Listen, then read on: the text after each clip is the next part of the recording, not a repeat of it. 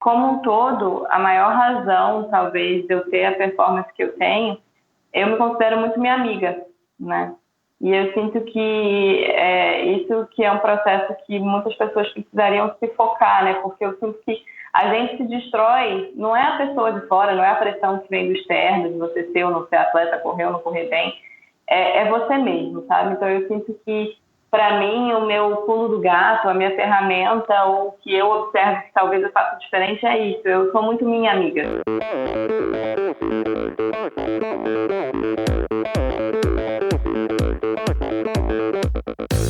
Oi, eu sou a Fernanda Keller. Eu sou o João Amoedo. Sou Poliana Kimoto. Aqui é o Murilo Fischer. Aqui quem fala é Ronaldo da Costa. Olá, sou Henrique Avancini. E esse é o Endorfina Podcast. Endorfina Podcast. Tamo junto, hein? Sou Michel Bogli e aqui no Endorfina Podcast você conhece as histórias e opiniões de triatletas, corredores, nadadores e ciclistas, profissionais e amadores. Descubra quem são e o que pensam os seres humanos que vivem o esporte e são movidos à endorfina.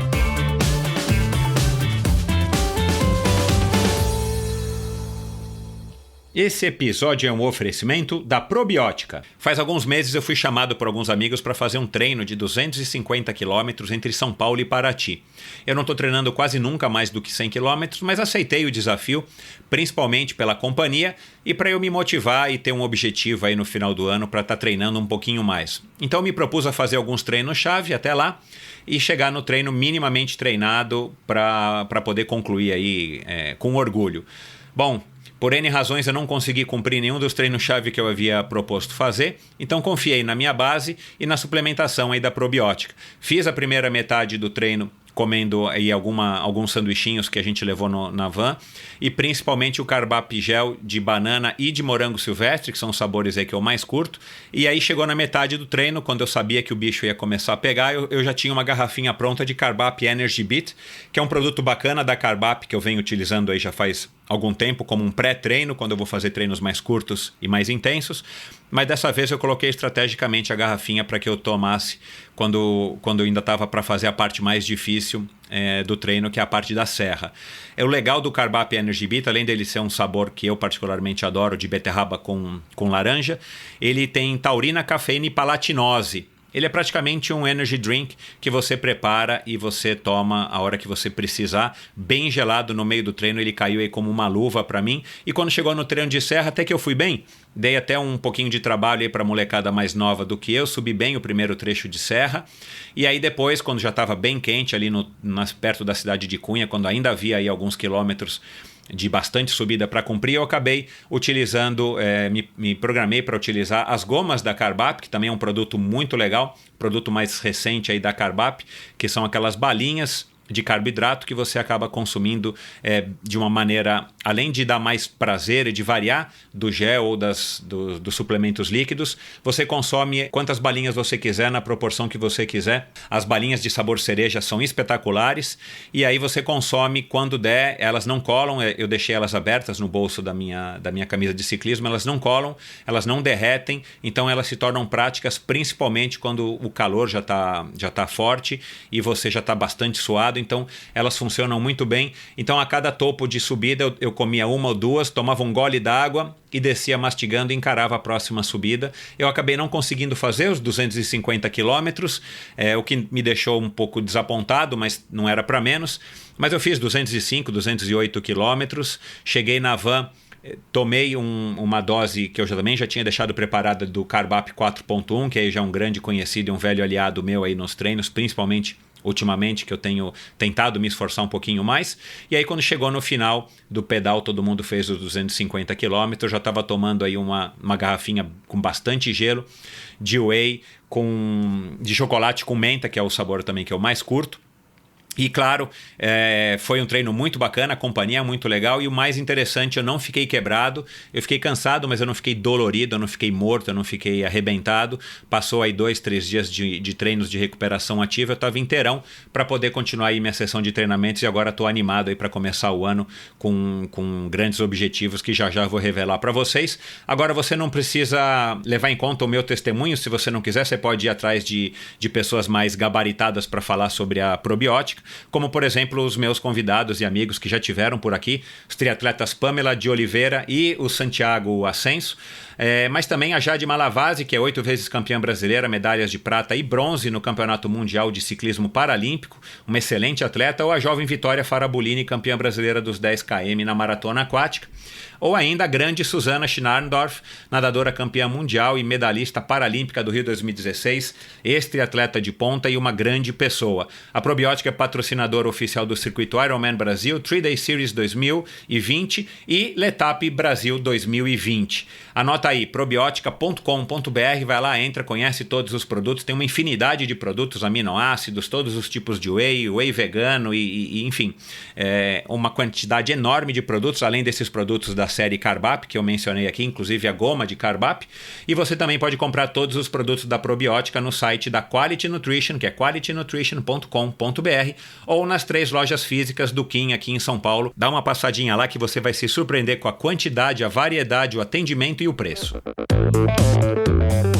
Olá, seja bem-vindo a outro episódio do Endorfina Podcast. Nessa semana, um episódio interessantíssimo com uma figura muito bacana, a Elisa Lamego, a carioca Elisa Lamego, onde a gente fala sobre a carreira dela, a curta carreira que ela tem ainda dentro da corrida. Ela corre somente há 4 anos, mas principalmente, ou também, inclusivamente, sobre a abordagem que ela faz da vida dela com relação à nutrição, com relação aos hábitos, aos rituais que ela pratica, né? Enfim, ela conta um pouco aí disso, e foi isso que me chamou a atenção. Eu conheci, na verdade, a Elisa Lamego através do podcast Brabus Trail, um podcast recente, um podcast bacana, aí, onde o pessoal lá do Rio de Janeiro acabou escolhendo, né? São corredores de corrida de montanha, acabou escolhendo esse tópico que me interessa bastante. Claro, está dentro da corrida, está dentro do endurance, e tem atletas com certeza excepcionais nesse segmento, né? A Manuela Vilaseca já participou aqui do Endorfina, estou para gravar aí com a Fernanda Maciel a qualquer momento, então enfim, e a Elisa me chamou a atenção por conta da dieta, né, dela. Ela é uma pessoa crudívora, ela só come vegetais e só come cru. Então a gente vai falar bastante também sobre esse tema, e ela consegue manter performances excelentíssimas com base nessa dieta, mas o mais bacana é o que você vai descobrir através dessa conversa, que ela não faz isso, enfim, talvez pelas razões que você possa estar imaginando. Ela tem razões muito mais profundas, razões muito mais filosóficas do que a gente pode imaginar. Então a gente fala bastante, a gente conversou bastante nesse nosso bate-papo sobre a infância, adolescência, a relação dela com a natureza, né? Ela fez hipismo clássico, em 2013 ela perdeu a mãe para um câncer, como é que ela encara a disciplina, qual que é a personalidade dela com relação a isso, como é que a rotina entrou na vida dela em 2015, sobre os rituais, né, enfim, que ela pratica, a naulicria, o enema, enfim, ela teve chikungunya, ela falou um pouco disso e como isso acabou atrapalhando o ano dela, né, o ano passado dela, e aí ela participou também de grandes provas, teve grandes resultados, e ela falou um pouco aí do Mundial da Escócia, os perrengues que ela passou lá, e claro, a gente falou bastante aí da questão da alimentação, filosofia e estilo de vida, que é o que ela, enfim, que ela vive, o que ela prega, e hoje ela está procurando viver dentro desse estilo de vida e passar isso também para as outras pessoas. Ela vai falar isso no finalzinho. É uma história bem interessante, por isso, claro, que eu resolvi trazê-la para o Endorfina Podcast, porque é uma visão completamente diferente de tudo que a gente já conversou aqui nos 100 e lá vai pedrada episódios. Então tenho certeza de que é um episódio que vai te agradar, justamente por conta, no mínimo, dessa visão diferente de encarar a vida, a corrida e a alimentação. Enfim, vocês vão ver. Pessoal, uma conversa muito bacana com a Elisa Lamego. Obrigado a vocês que têm mandado as críticas, os comentários e as sugestões. Obrigado a vocês que têm mandado sugestões de convidados. Eu estou em contato aí com muitos convidados que vocês estão sugerindo. Muito obrigado. Obrigado a vocês que têm feito as críticas e os comentários a respeito do Endorfina. Sempre para mim é um grande prazer ter essa interação com vocês, e obrigado a vocês que por acaso também escolheram apoiar financeiramente o Endorfina através da plataforma de financiamento coletivo chamada Apoia-se. Você acha um link para o Apoia-se lá no meu site endorfinabr.com, e a partir de R$10 por mês você pode contribuir com o Endorfina, e se você escolher apoiar o Endorfina com R$30 por mês ou R$40 por mês, você ainda pode escolher um brinde, ganhar um brinde, ou uma camiseta de corrida no oferecimento da On Running do Brasil, ou uma camisa bem legal, camisa de ciclismo, feita pelo pessoal da Join Sports, do meu amigo Eduardo Sarran, que faz aí os uniformes mais legais e mais técnicos e os mais utilizados aí principalmente por todos os triatletas brasileiros aí. Então é isso, pessoal, vamos lá agora para mais um episódio sensacional do Endorfina.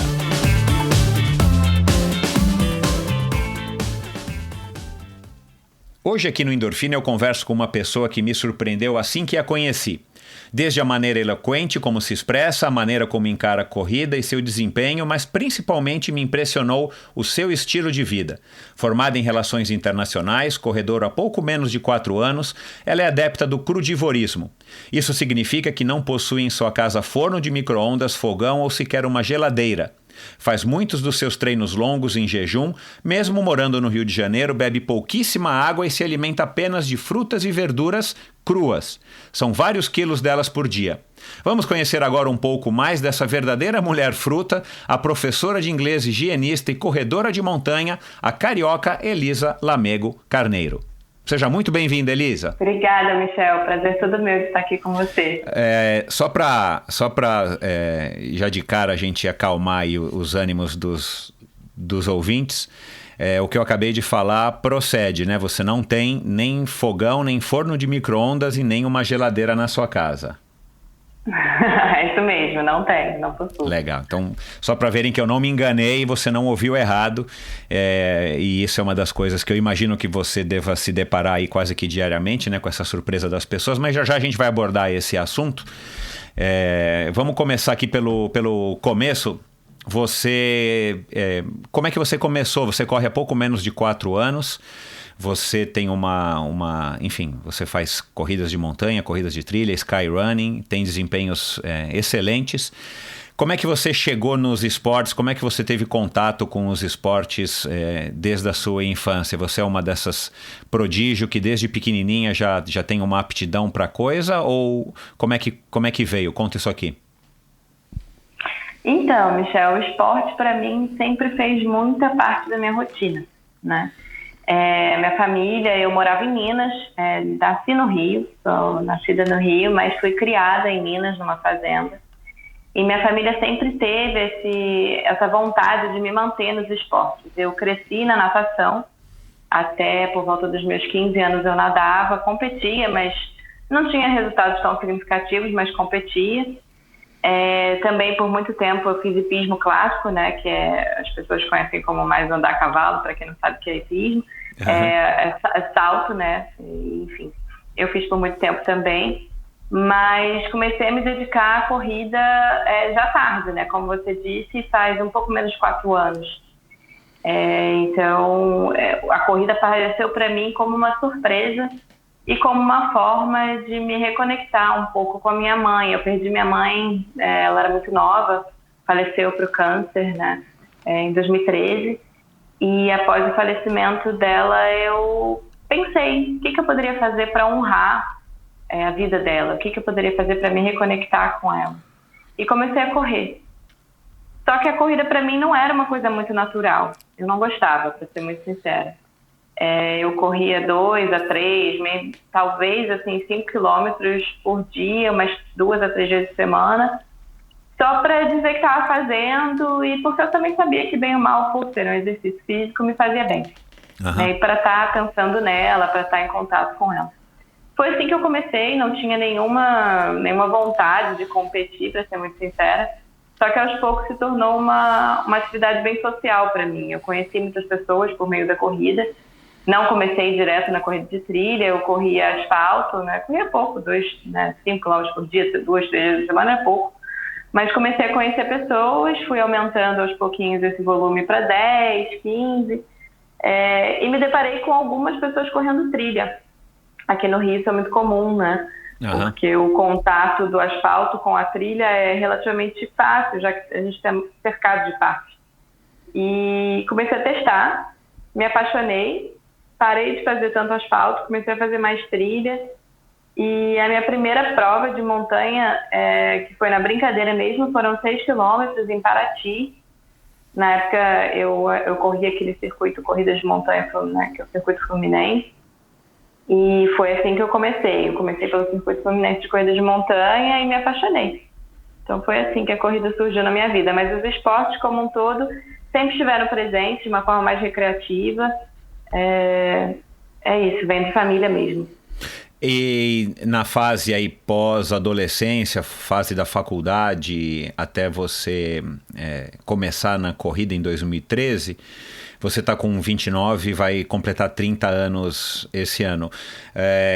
Eu sei que não se passou muito, mas nesse meio tempo você não era, sei lá, de ir em academia, sei lá, de fazer as coisas, vamos dizer aí, da moda, ou as coisas mais comuns. Você não tinha essa preocupação ou essa vontade, ou sei lá?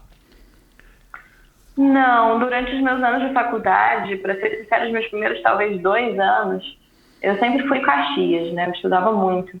Então, eu, sinceramente, não via espaço para esporte na minha vida. Foram os 2 únicos anos da minha vida, assim, que eu não me dediquei a esporte nenhum, nem academia. Uhum. Só que logo depois eu comecei a observar esse padrão de que, cara, tô sem esporte, não tô me sentindo saudável, tô me sentindo pesado, eu ganhei um pouco de peso.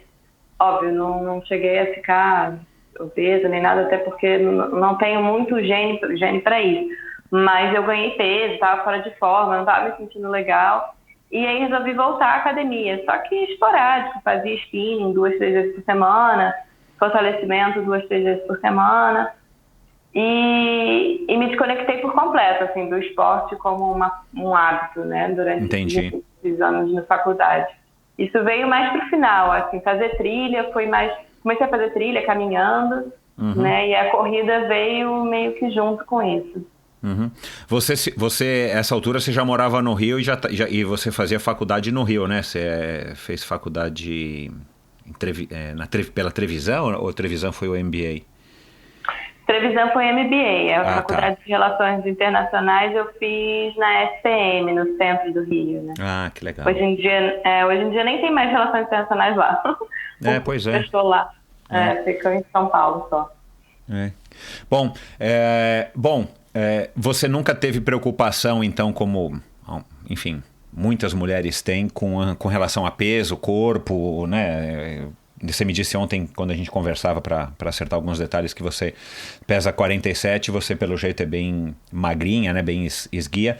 Você nunca teve essa preocupação também e nunca teve necessidade, então, no sentido literal mesmo, de fazer alguma atividade por conta da saúde e do peso?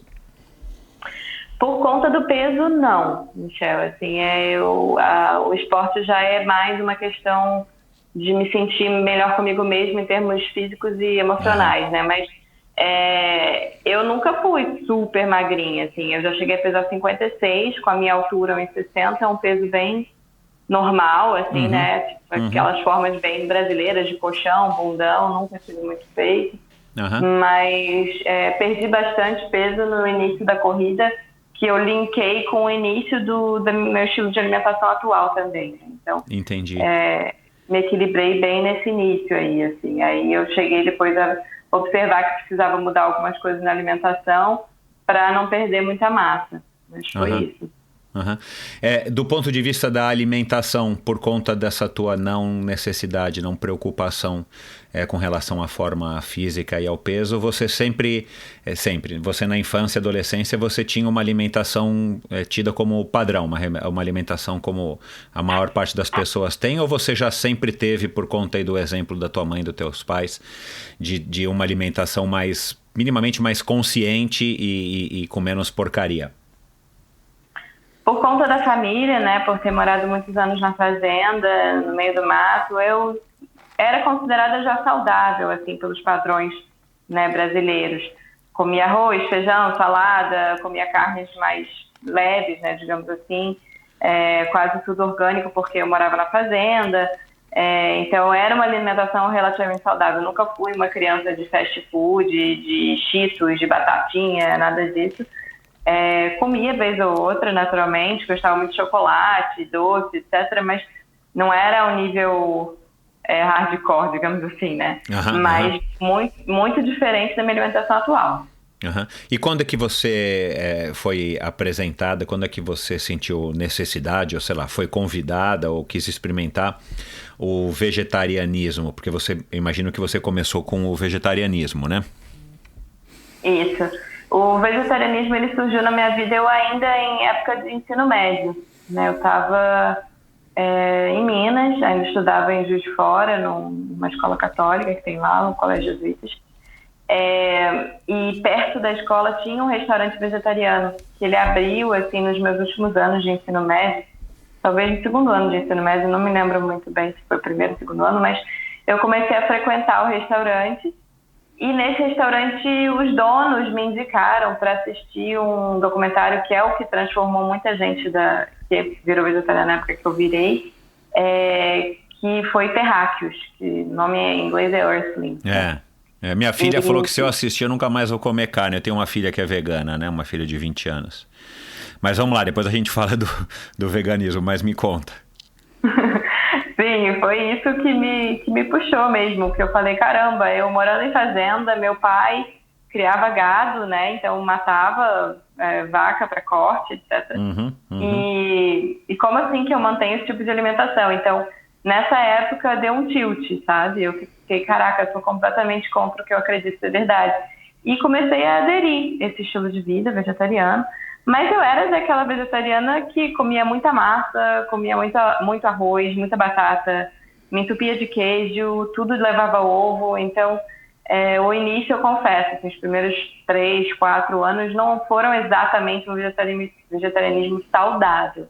Mas já não consumia mais nenhuma carne, principalmente nenhum embutido, nada disso. E que mudanças que você sentiu, assim, com o passar do tempo, que fizeram com que você permanecesse com essa dieta, com essa linha? Para mim foi justamente não notar mudanças, né? Manter o vegetarianismo foi porque eu isso. Porque muita gente não fala, não posso cortar carne porque eu vou ficar fraco, ou não posso cortar carne porque é necessário. Então, para mim, quando eu vi que não fazia diferença nenhuma, eu só me senti um pouco mais leve, digamos assim, talvez a digestão não demorasse tantas horas, Sim. Não ficava tão pesada, mas em termos, assim, mais significativos, eu não notei diferença nenhuma. Então, eu falei, por que não, né? Vou me manter assim. Então, foi por isso Interessante isso, cara, Você sabe que eu fui vegano por 40 dias, agora no final do ano passado. Eu já fiz dieta restritiva de carboidrato, já fiz dieta restritiva de derivados do leite, enfim, isso nos últimos anos. E uma das coisas que me fez, de uma certa maneira, não é a única, claro, mas uma das coisas que me fez largar essas experimentações que eu mesmo fiz, exatamente porque eu não sentia diferença, sabe? E agora você acabou de falar uma coisa assim que é muito inteligente, eu nunca tinha parado para pensar, porque assim, não faz diferença, mas a gente sabe que é mais saudável, né? E na verdade eu fiz esses experimentos todos buscando me sentir melhor, né? Eu tô com 50 anos, não tô ficando mais novo, tô ficando cada dia que passa um pouquinho mais cansado, e aí eu falo, cara, deixa eu experimentar, né? A gente lê, a gente ouve e tal, eu falei, cara, deixa eu experimentar, e fui experimentando ao longo dos anos, e de fato eu não senti. E eu não estou criticando quem faça, não estou dizendo que não funciona, muito pelo contrário, mas assim, para mim, eu pelo menos não senti que fez diferença. Mas eu nunca tinha abordado por esse lado, você não faz diferença, e a gente sabe que é mais saudável do ponto de vista, seja da saúde mesmo, até do planeta, pode ser uma boa justificativa. Gostei, Elisa, obrigado pela dica. Vamos ver o que eu conversando e aprendendo com você, como é que eu saio desse bate-papo aqui, mas vamos lá. E aí você descobriu... o falecimento da tua mãe foi uma coisa, claro, que marca, né? Não tem como, infelizmente, é uma coisa que é natural do relacionamento, né, de pais e filhos, não tem como. Mas assim, foi uma coisa que durou muito e você teve tempo de ir assimilando, né, a realidade à medida que a doença ia progredindo, ou foi uma coisa também assim no susto que aí, claro, pelo menos eu acredito que seja muito pior, né? Não, então, foi um processo bem longo, Michel, foram 5 anos. Tá. Né, Uau. Exato. Então te pegou bem novinha mesmo, né? Porque 2013 para trás, a gente está falando de 2008, né? Quer dizer, começou provavelmente então em 2008 e foi se estendendo. Isso, foi final de 2008. Eu estava com 18 para 19 anos, né? E aí ela descobriu a doença. Eu já estava no Rio, né? Então foi uma época que já foi difícil porque eu estava distante dela, então ter esse processo de convalescência, esse processo de tentar se recuperar. A gente se via muito porque ela vinha para o Rio, às vezes, se encontrar com todos os médicos, porque cada hora a gente tentava uma vertente, né? No início foi aquela coisa bem natural da quimioterapia e faz a cirurgia, tira o câncer, né? Então foi um processo bem pesado, de muitas indas e vindas, muitas metástases, cada hora para um lado. Então, foi um tempo que me deu, assim, um contato muito grande com as formas alternativas de se tratar o câncer. Então, juntas a gente leu muito. Ela chegou a fazer um curso aqui no Rio que existe, chamado de terapia, na Fiocruz, que é um curso de alimentação viva, né? Então, alimentação crua. E foi assim que eu me deparei com a alimentação vegana crua, né? Porque... quando ela começou com o processo de tentar mudar a alimentação para ver se também surtia um efeito melhor, ela começou a cortar as carnes, mas ela não conseguia se manter, né? Ela era mineira, bem mineira mesmo, então adorava turismo, adorava todas as besteiras que em Minas a gente curte comer, né? Quando eu morava em Minas também comia muito disso, quando não era vegetariana. Então, o processo de me encontrar com esse formato de alimentação como uma terapia, além de ser estilo de vida, foi com ela, né? Por intermédio dela, por busca dela, e que infelizmente ela não conseguiu se manter nessa alimentação, mas eu continuei. Você, os médicos e tal, perceberam algum tipo de, enfim, de efetividade nessa mudança de alimentação da tua mãe ao longo do processo? Então, que nem eu falei, ela não conseguiu se manter, né? Ela fez... tá. Aí ela fazia, tipo, uma salada diferente de vez ou outra, deixava de comer carne em uma refeição, mas na outra já comia. Então, não foi uma coisa muito efetiva o tratamento dela. Acabou que eu comecei a fazer para tentar dar aquele gás nela, né? Falei, Claro. E ela não manteve. A minha família, meu pai e meu irmão sempre comeram muita carne. Atualmente, meu pai é vegetariano até. E foi realmente um processo difícil para ela, porque ela cozinhava para os dois, né? Então não era só para mim. E, enfim, então ela não manteve e eu fui mantendo. E eu noto que para mim, desde o momento que eu aderi, mudou muita coisa, né? Principalmente, não só físico, mas mental mesmo. E aí você resolveu começar a correr... porque tua mãe já tinha, enfim, corria e tal, e você achou que era uma maneira de estar se reconectando com ela, né? Foi uma coisa que foi mais ou menos seguida do falecimento dela, ou demorou um pouco para você ter essa vontade, essa iniciativa? Olha, a vontade de começar a correr e o fazer esporadicamente foi um pouco depois dela já ter falecido, no final de 2015. Só que até eu começar mesmo a fazer isso como uma rotina, que eu só começo a contar isso como 2015, porque eu tive esse insight de fazer a corrida para me reconectar com ela em 2013, cheguei a correr talvez, sei lá, umas 2 ou 3 vezes por mês, assim, sabe, aquela coisa bem de, esse aqui é o meu momento com ela, ponto, né, não era uma coisa pelo esporte. E aí depois, em 2015, que eu comecei a entrar na corrida como um hábito. Uhum. E nesses 2 anos que você manteve essa rotina aí, pouco frequente de corrida, mas um momento aí que você encontrou para se reconectar com a sua mãe, foi também alguma coisa, eu imagino, que tenha sido talvez necessária e aí olhando para trás, né? Tudo bem que não faz muitos anos, mas já faz alguns, que tenha sido talvez primordial para que você fosse não só acreditando, né, que a corrida também era uma atividade legal, mas se sentindo bem enfim, evoluindo nesse tipo de relacionamento com a corrida, né? Que isso, né, eu já falei aqui agora na apresentação do episódio, eu te conheci através do Brabus Trail, o podcast super legal que um pessoal aí do Rio de Janeiro tem feito, né? E eu de fato não te conhecia, e eu ouvi a conversa que você teve lá, que aliás foi muito legal, recomendo todo mundo a ouvir, né? Vocês abordam mais assuntos aí da corrida em si, do treino, mas enfim, o que eu achei legal de quando eu te ouvi ali com o pessoal do Brabus, é que você encara a corrida dessa maneira assim mais light, e mesmo assim você tem desempenho legal, né? Então assim, por isso que eu fiz questão de convidar, porque além do estilo de vida, de alimentação ser alguma coisa que eu nem sabia que existia, confesso, mas essa maneira como você lida com a corrida, apesar de ser uma corredora de resultados excelentes, campeã de diversas provas, aqui a gente vai falar, você começou na corrida por um motivo super nobre, diferente. Eu nunca tinha ouvido falar ninguém que começasse na corrida dessa maneira,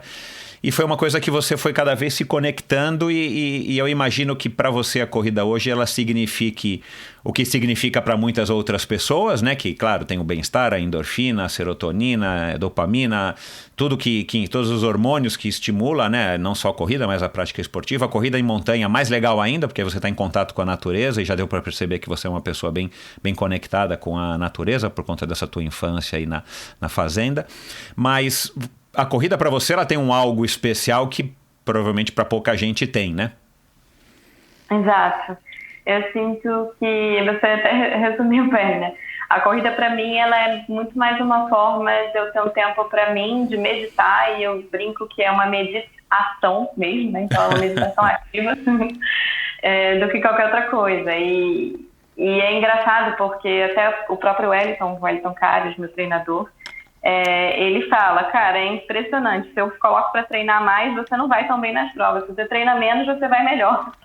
Então, assim, eu costumo ter treinos que são bem minimalistas. Eu treino, quando eu tô treinando muito, são 5 vezes na semana, né? E quando eu tô treinando menos, são 3 vezes na semana, isso eu digo de corrida, né?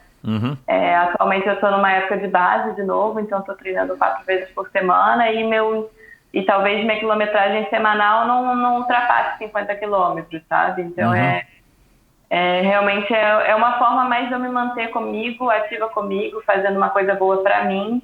E em segundo lugar vem a performance. Eu sinto que em alguns momentos também do último ano, talvez, isso tenha se desencontrado um pouco, e aí eu passei por alguns processos de reaprendizado da corrida, porque eu vi que já estava focando numa coisa que não é o importante para mim, e aí fugia da minha essência, né? E realmente a corrida foi mais essa forma de dizer, olha, eu sou Elisa, minha assinatura, então é bem diferente para mim.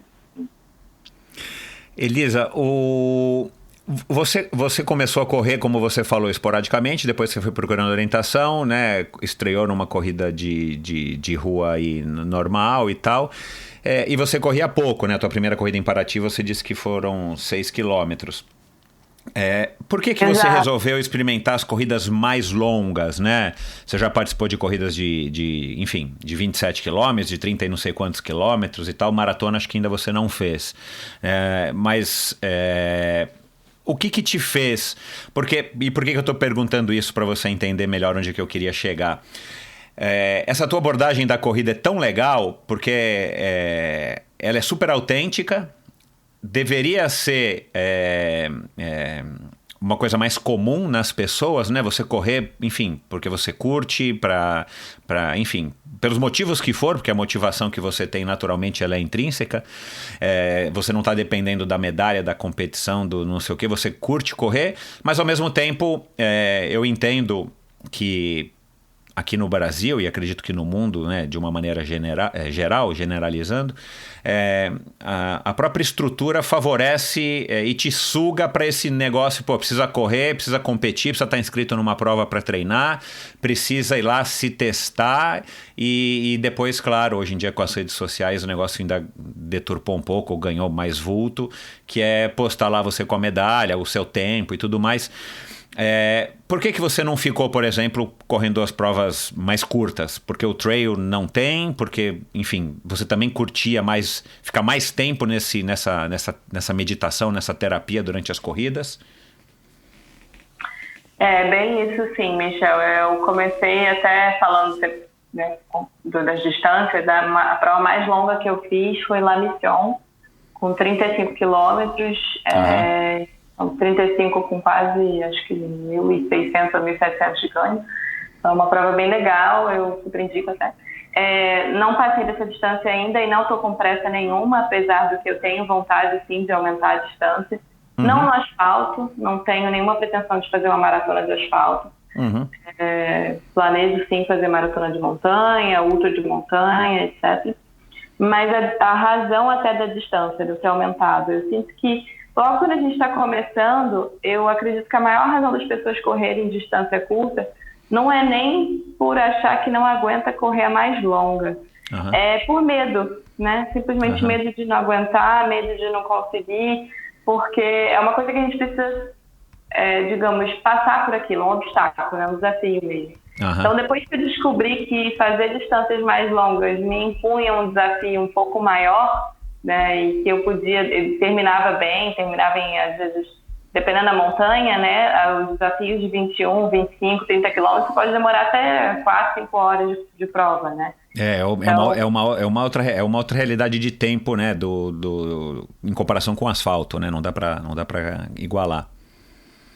Exatamente. Então, para mim, essa coisa de correr 1 hora por dia, digamos assim, né, nos treinos que eu faço durante a semana, é para manter mesmo e é para treinar. Mas quando eu estou naquele momento de competição, eu gosto das pessoas, eu gosto do espaço, eu gosto da sensação que o dia de prova dá. Não é pela competição em si, mas é engraçado como a energia de todo mundo agrega naquela mesma trilha. Você sabe que tem muita gente fazendo o mesmo percurso que você. Uhum. Você sabe que tá todo mundo naquela vibração de tipo, me preparei para isso, sabe, de alguma forma, muito ou pouco, ou enfim, não importa. Mas me preparei para isso e aqui é um momento especial. Então eu sinto que as provas mais curtas, essa sensação de você estar pertencendo a um grupo maior, a uma galera que está no mesmo astral, acaba rápido, né? Em 1 hora e pouca, 2 horas termina. As provas um pouco mais longas te dão um tempo de você saborear isso um pouco mais. E para mim, a experiência da corrida é bem isso, sabe? É o saborear. Não é só simplesmente ir lá e correr e ficar o tempo inteiro olhando pro relógio. E sinto que isso deveria ser mais assim para todo mundo, sabe? Então, a distância e a vontade de aumentar a distância existem. E, obviamente, eu trabalho com as minhas limitações físicas, porque também ainda não estou acostumada com a distância mais longa. Uhum. Mas a minha intenção é aumentar, sim, a distância. Uhum. Para você também, claro, ver se você aguenta, que é claro, a gente também tem essas motivações de estar vendo, né? Enfim, até quando que a gente consegue ir. Mas para que você passe mais tempo fazendo o que você está curtindo, né? Exato. Eu sinto que a propensão de lesão nas mais longas é um pouco maior, né? Não digo nem por a prova ser longa, mas por a necessidade de uma recuperação maior, claro. A musculatura ficar um pouco mais cansada e tudo mais. Então, eu ainda preciso de um tempo de preparação para chegar lá, mas confio que também tem um máximo aí em termos de raça humana, né? Não é tão saudável correr muitas ultras por ano. Não, então, é isso que a gente está falando. Uhum. Eu já faz algum tempo aqui eu recebi a Manu Vilaseca, que também é especialista em corridas de montanha e tal, e ela pelo que eu me recordo aqui, ela tem uma visão aí também assim, muito similar com a sua, que é esse momento de estar na trilha, na montanha, no meio da floresta, enfim, fora da estrada, um momento de conexão, um momento de curtição. Eu nunca corri uma corrida de trilha, já fiz prova de aventura, mas nunca larguei uma corrida de corrida de trilha ou muito menos de skyrunning.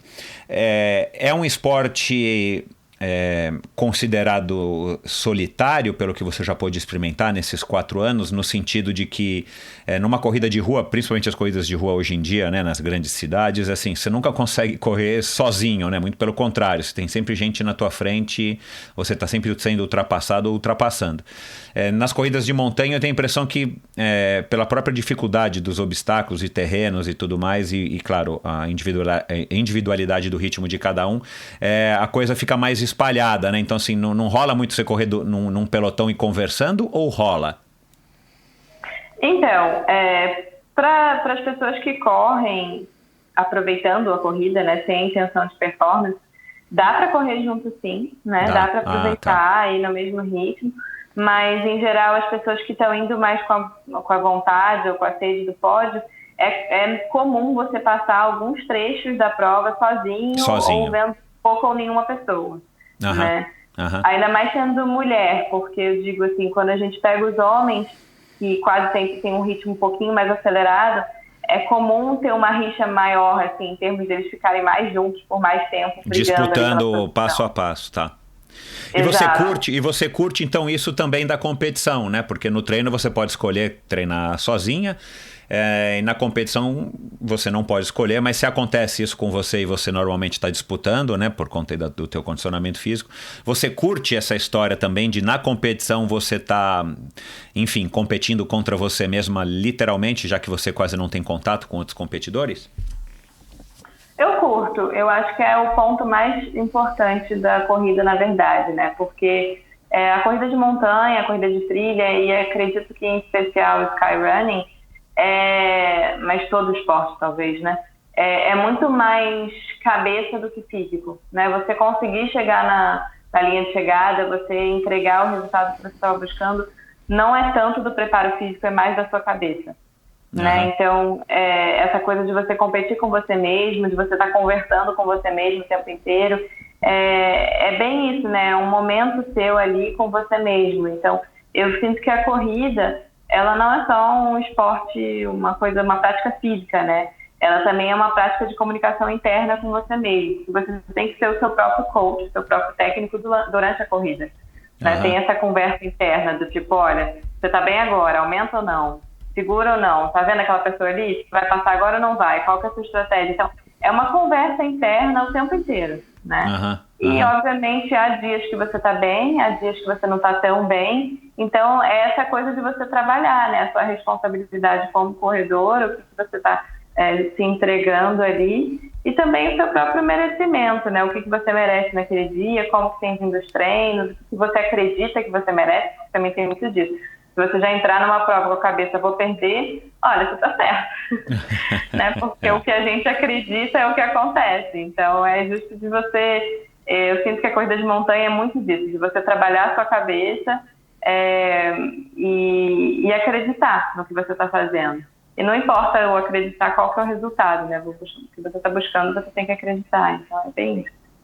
No dia a dia, você fica bem sozinha, ou você é uma dessas pessoas que está sempre precisando se conectar com uma amiga, com um amigo, enfim, né? Você mora junto com o Bruno, que é teu companheiro aí e tal. Você curte ficar um tempo sozinha, ou você está sempre buscando companhia? Olha, eu adoro ficar sozinha. Tem momentos foi o que eu imaginei. Eu adoro, porque eu consigo ter os meus processos, né, de racionalizar o que eu preciso fazer ou não.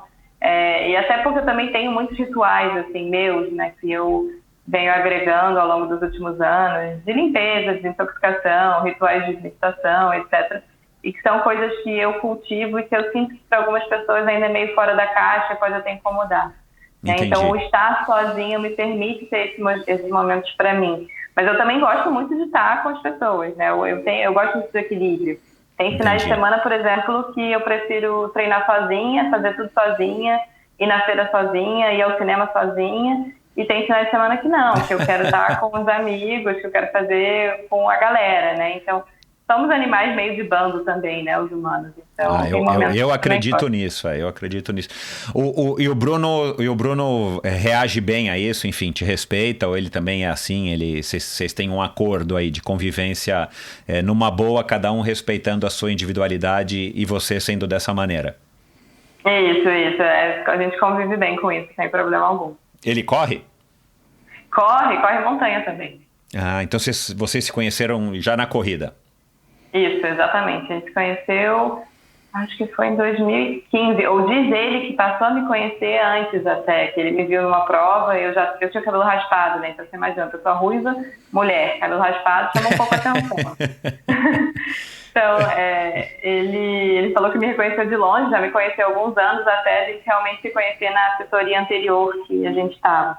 Uhum. Enfim, então, mas foi da corrida assim que a gente se conheceu. Legal. Esse assunto de cabelo aqui e tal, a gente não precisa falar, mas para quem tiver curioso, vai lá e ouve a conversa do Brabos, que vocês falaram bastante. Falaram um pouco desse tópico, né? Que você toda hora muda o teu visual e usa bastante cabelo raspado e tudo mais. Mas deixa eu falar uma coisa sobre ritual, hábito e manias, assim. Como é o nome do teu irmão? Meu irmão é Eurico.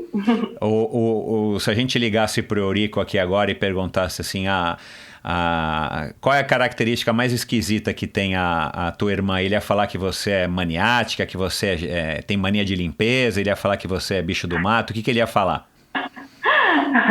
Ele provavelmente vai falar que eu sou a que tem os hábitos mais esquisitos de alimentação da família.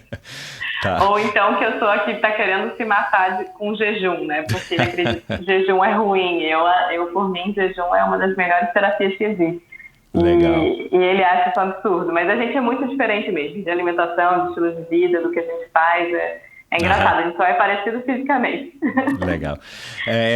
Mas você sempre foi uma dessas pessoas muito... Você disse que na faculdade você se dedicou muito e tal, e você acabou focando só no estudo, que foi aquele tempo que você deu aí sem fazer, enfim, nenhuma atividade física regular. Você, desde pequenininha, você era muito assim, né? Eu não sei, Caxias, CDF, muito daquela que cumpria tudo à risca, tinha a agenda toda coloridinha, cada dia com uma cor. Você era dessas pessoas com hábitos e manias desde pequenininha? Ou é uma coisa que você foi adquirindo ou na verdade, enfim, você só se tornou assim por conta da questão da alimentação e dessa tua filosofia, né? Que eu acho que a gente pode chamar que é uma filosofia de vida, porque não é só a alimentação, né? Você tem todos esses rituais aqui que você está citando aqui aos poucos. Exato. Então, eu sempre fui metódica, né? Mas eu sempre fui uma coisa que foi muito implementada na minha vida por conta do meu pai. Meu pai é médico, né? E ele sempre teve também essa coisa de um sistemazinho para o dia dele, ele sempre se planejava muito. E talvez tenha sido uma coisa que não pegou muito, não foi um bugzinho que pegou pro meu irmão, mas para mim passou. E entendi. Eu sempre tive muitas dessas coisas de ter uma rotina, de ter uma agenda, de ter 1000 agendas, né? Porque eu tenho uma agenda para uma coisa, agenda para outra. E até hoje em dia eu tenho isso. É o caderno de pensamentos, o caderno de planos para o futuro, o caderno de só escrever porque eu estou estressada, o caderno de escrever o dia a dia, as tarefas. Sempre fui assim, continua sendo, né? Mas eu tenho aos poucos também trabalhado isso, porque ultimamente eu estou aprendendo que também dar uma fluida em cima do que é muito rígido é melhor, né? Então eu estou aprendendo também com esses meus traços. Mas sempre tive essa característica. E por que eu perguntei isso? Eu também imaginei que você, pela tua história aí que você foi me contando, eu imaginei que você fosse mais metódica, mais sistemática e tal, porque para levar uma vida, enfim, viver uma vida se alimentando da maneira como você se alimenta, essa questão higienista de limpa o nariz e tal, esses rituais, que aliás eu quero que você conte aqui rapidamente aí como é que é um dia normal na vida da Elisa, você precisa também ter uma propensão para isso, porque se você for desorganizado, se você for caótico, se você for muito relaxado ou displicente, não tem como, né? Porque a sociedade onde a gente vive, ela não favorece esse tipo de estilo de vida que você resolveu adotar. Eu sinto que a sociedade que a gente vive hoje em dia cobra muito da gente muita coisa, né? Exato. Mas em especial, assim, ela prega o caos mesmo. Então, se você não conseguir se centrar, você vai sempre sentir que você está devendo a alguém, que alguma coisa não está boa, que você precisa de mais alguma coisa para ser feliz. Então, basicamente, a sociedade como um todo, ela prega muito isso da gente estar sempre na escassez, né? Então, se você não se enxergar abundante, né? Enxergar que você já tem o suficiente, é muito disso mesmo. Você precisa seguir um sistema seu e parar de querer se comparar com os outros, né? E eu falando isso até pode parecer, né? Que eu sou super zen, que eu tô sempre centrada, óbvio que não, né? Eu também luto muito com os meu anjinho e meu diabinho interno. Mas eu sinto que é uma coisa que vem sendo um foco muito grande para mim. Eu sou muito grata por ter me aberto para isso, e eu sinto que o portal inicial para isso foi a minha alimentação, né? Ter começado a mudar aos poucos e a ler sobre, e que acabei abrindo portas para outras coisas, para outros conhecimentos. Mas no meu dia a dia é muito disso, né? Eu tenho essa coisa do de manhã levantar, escrever o que eu vou fazer no dia, tentar seguir aquele planejamento, mas é óbvio que alguns dias a gente tem que fluir para outros lados. Claro.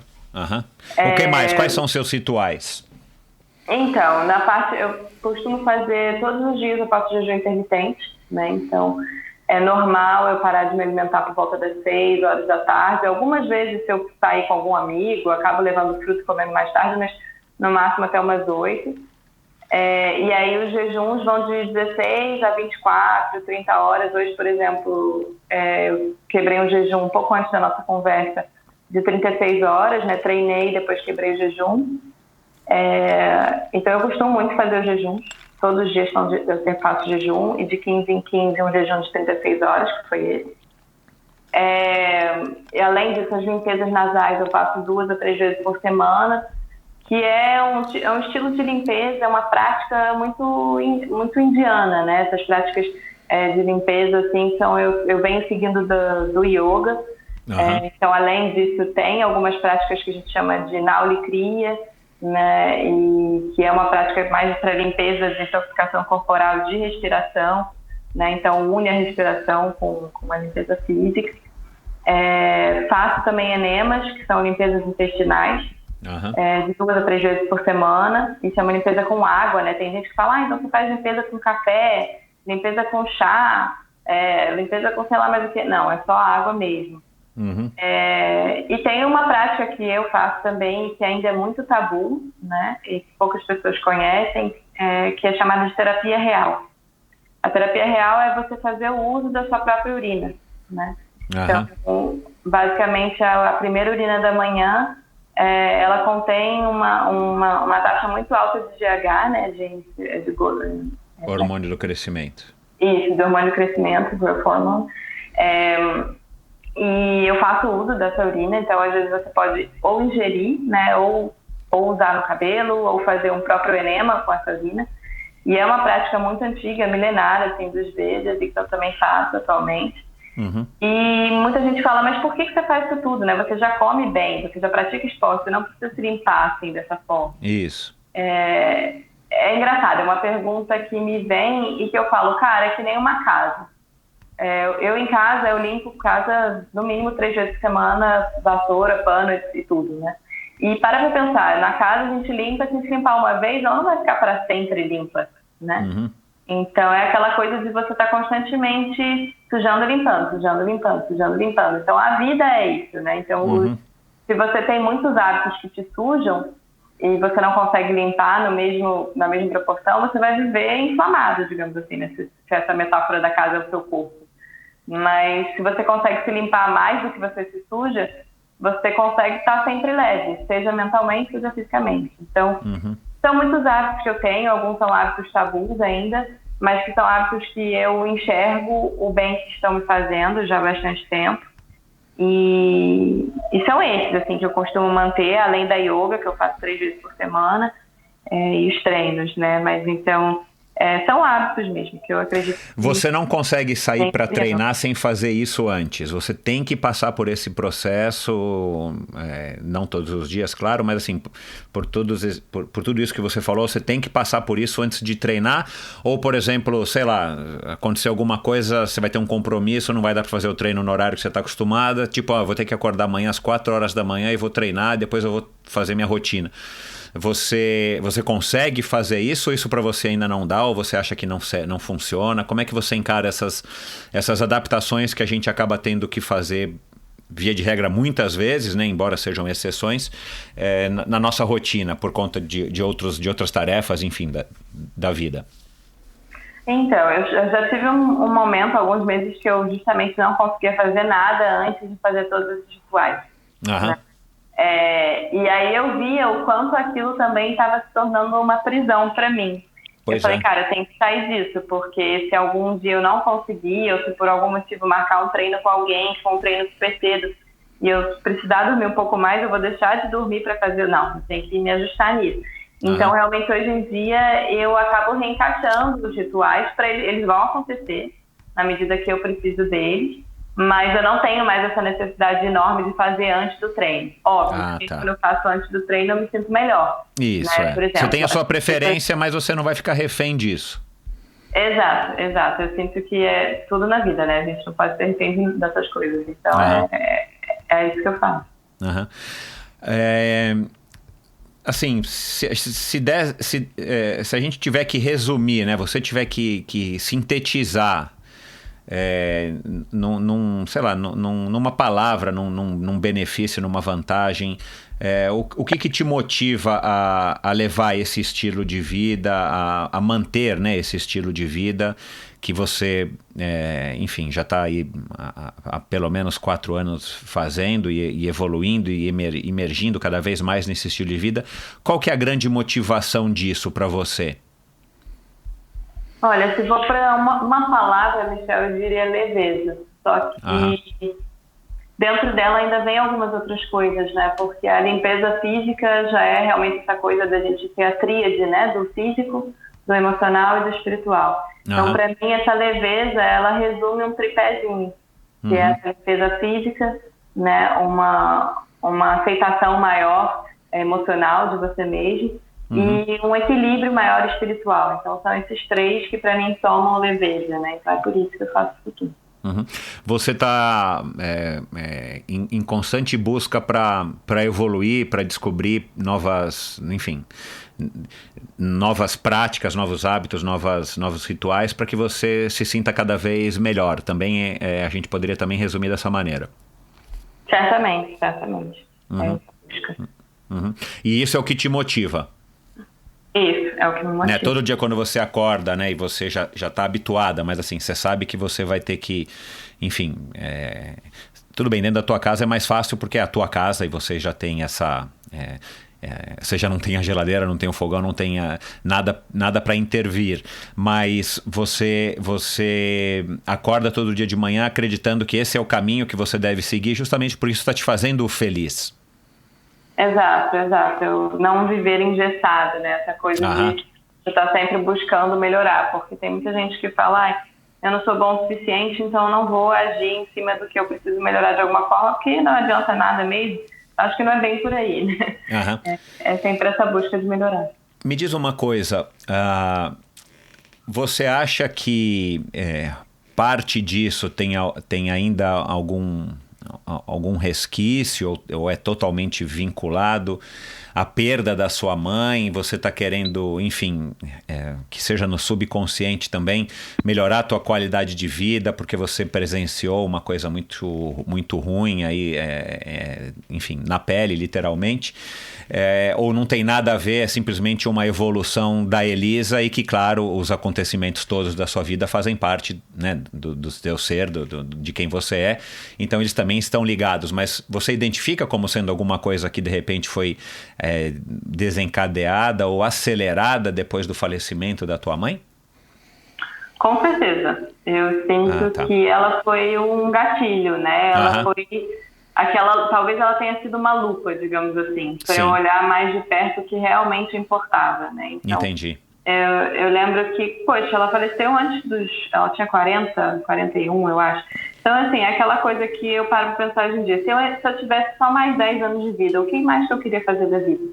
Sabe? Então, porque eu tô quase 30, né? Então, eu penso muito isso. Às vezes, quando eu começo a me preocupar demais com algumas coisas, ou a perder tempo com coisas que eu não tenho vontade de fazer, mas eu tô fazendo por convenção, ou porque eu acho que vou deixar alguém feliz, mas não a mim mesmo, eu volto atrás um pouco e penso, o que eu deveria estar fazendo de verdade? O que realmente importa? Então, é bem esse processo para mim. E foi com ela que começou a ser. Legal. Você acabou de falar, né, que você está com 29, vai tá quase fazendo 30. Se você pudesse, enfim, olhar para trás e conversar com a Elisa de 20 anos, assim, ou diferente, se você pudesse se comparar com a Elisa de 20 anos, né, de 10 anos, quase 10 anos atrás, não do ponto de vista físico, do ponto de vista, enfim, de desenvolvimento de ser humano, assim, como é que você se enxerga nessa última década e como é que você encara, né? Tipo assim, você está chegando nos 30, né? Uma idade, enfim, para muita gente é uma questão, né? Eu não concordo, mas eu respeito. Como é que você está encarando também esse marco aí na tua vida? Olha, Michel, eu gosto de dizer para as pessoas que se eu fosse começar a contar a minha idade a partir do momento que eu despertei para as coisas que acredito serem realmente importantes, eu devo estar fazendo uns 4 a 5 anos de vida, sabe? Então, ainda me sinto um bebê, né? E para aquela Elisa de, sei lá, 10 anos atrás, eu enxergo que faltava confiança, né? Então faltava aquela coisa de virar e falar, olha, digam o que quiserem, mas eu sei qual é o meu caminho. Então cada um sabe melhor do que os outros quem é você assim por dentro, né? Então para mim foi muito esse processo de me redescobrir e falar, eu não sou igual ao outro, por que eu preciso fazer igual ao outro? Claro. Né? Então é um processo muito bonito assim para mim, e eu diria que é isso, é a confiança. Então olhando para aquela Elisa de 10 anos, eu diria para ela, olha, confia mais em você, vai mais no seu taco, não precisa muito ouvir os outros. Então, legal. Você corre valendo mesmo há 4 anos e você tem resultados super expressivos, como já falei aqui. O que a corrida, no sentido aí sim esportivo, competitivo, em relação a desempenho, vitórias e derrotas e tal, o que a corrida trouxe para você? Por exemplo, quando você ganha uma prova, né? Sei lá, você me passou aqui tantas provas legais, mas sei lá, 2017 você ganhou uma prova lá em Penedo, puxa, 21 km, 21 km com 2 horas e 15. Você, enfim, como é que você também faz para segurar a onda? Tipo assim, cara, calma, eu continuo sendo a Elisa, né? Não mudei nada. Porque aí começa, né? Você hoje em dia já tem apoio de patrocinador, você chega nas provas, todo mundo sabe quem é, a Ruivinha. Quer dizer, você agora faz parte de um mundo, quer queira, quer não queira, né? Você faz parte do mundo da corrida de montanha. Como é que você lida com isso e em que ponto que isso para você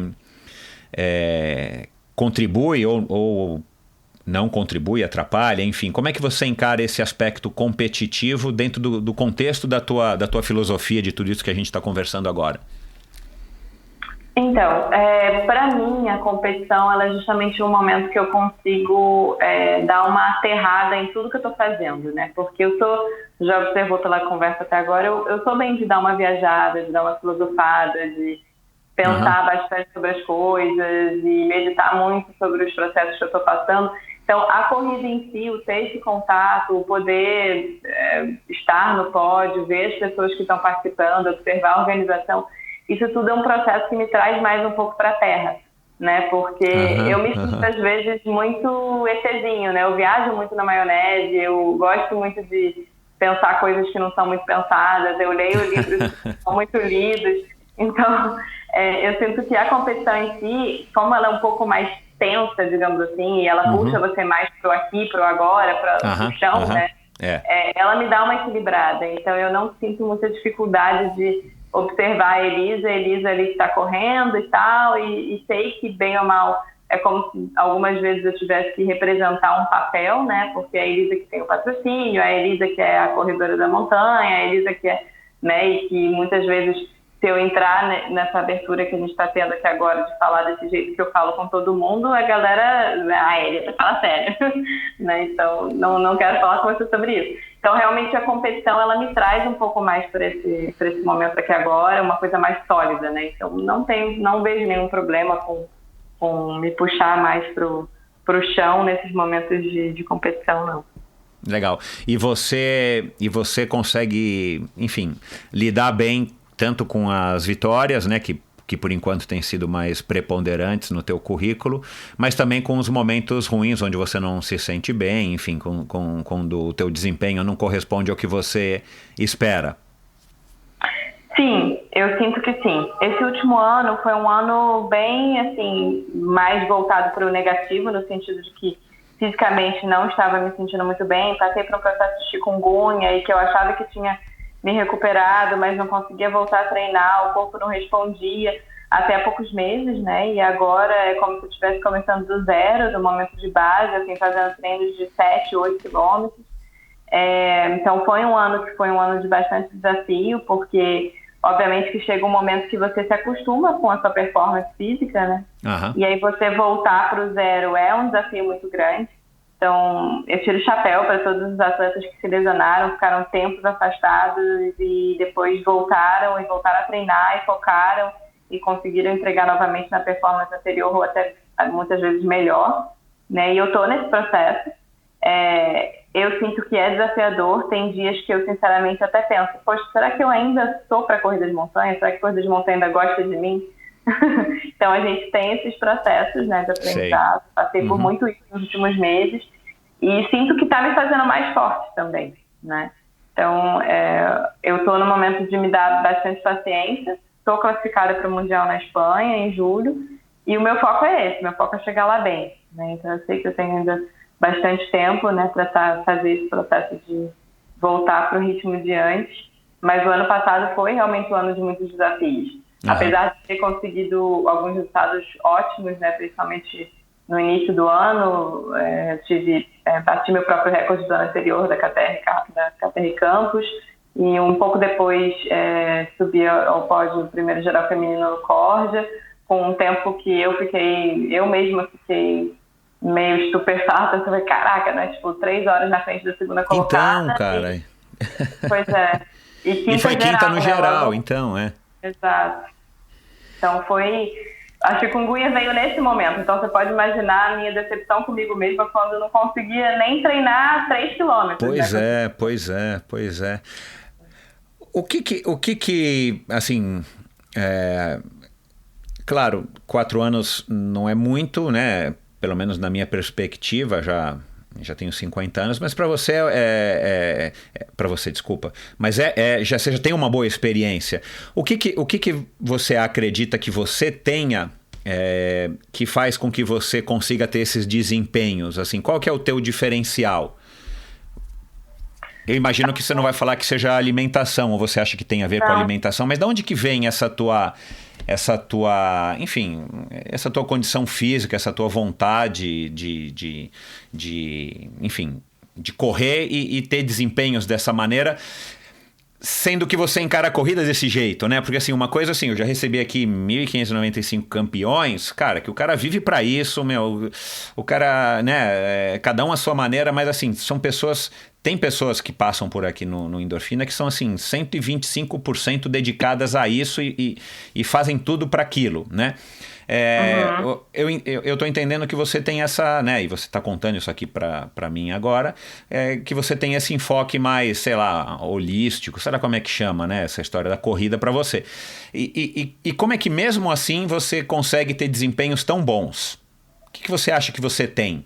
Genética? Se você não treina, é um absurdo, né? Se você tem uma alimentação que supostamente você diz que vive saudável, e claro, eu acredito, mas enfim, não é provado que é uma alimentação que te dá melhor desempenho. O que você acha que a Elisa tem, que faz com que você tenha esses resultados espetaculares?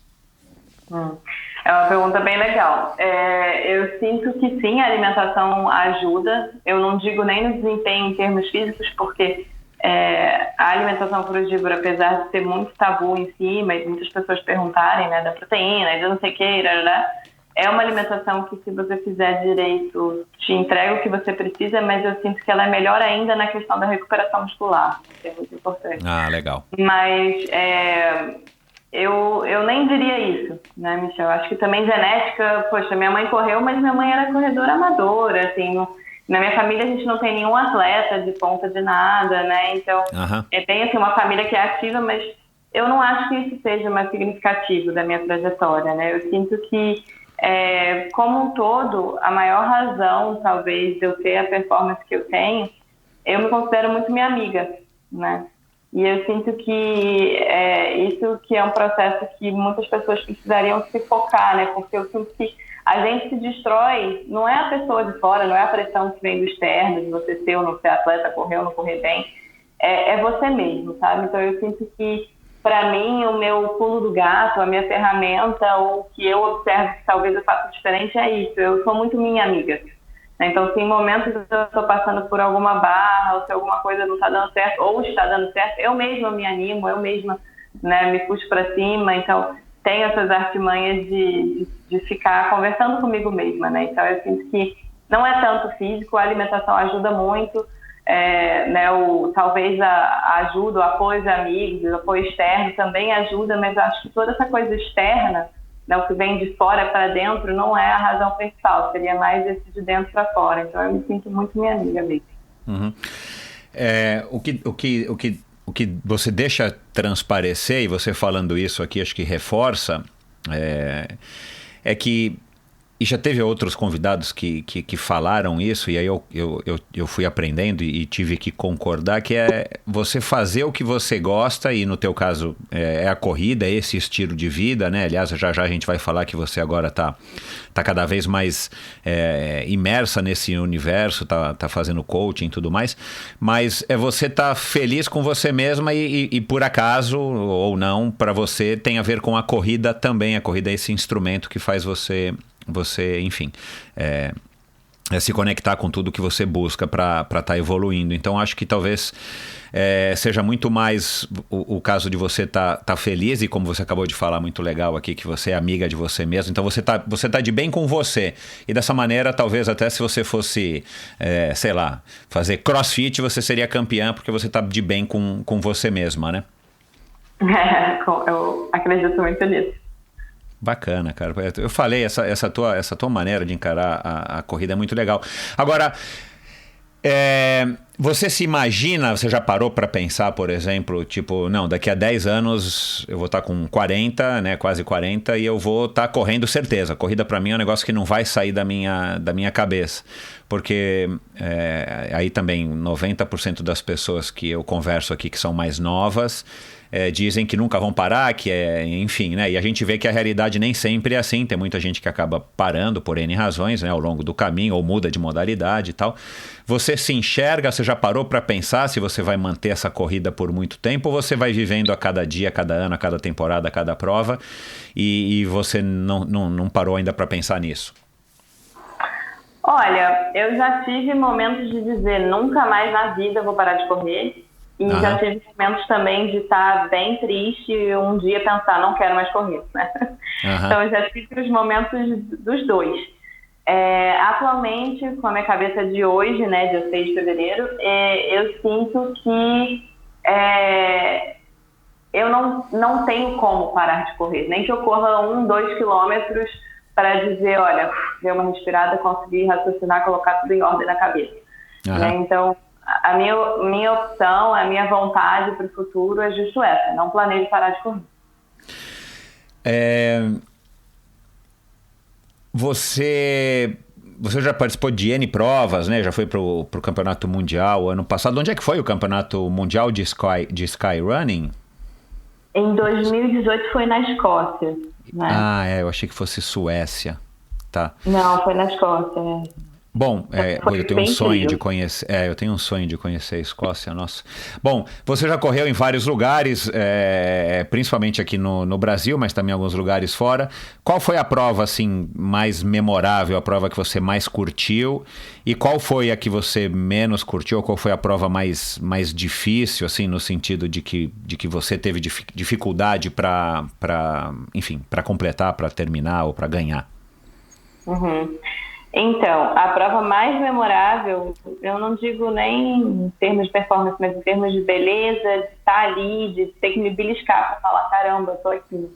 foi justamente o Mundial na Escócia mesmo, que foi no final de 2018. Foi uma prova lindíssima, né? Era uma prova de 29 quilômetros com 2.500 de ganho, então uma prova bem dura, que aconteceu nas Highlands, lá na Escócia. O nome da prova é Ring of Steel, para quem quiser buscar, depois é uma prova da Salomon.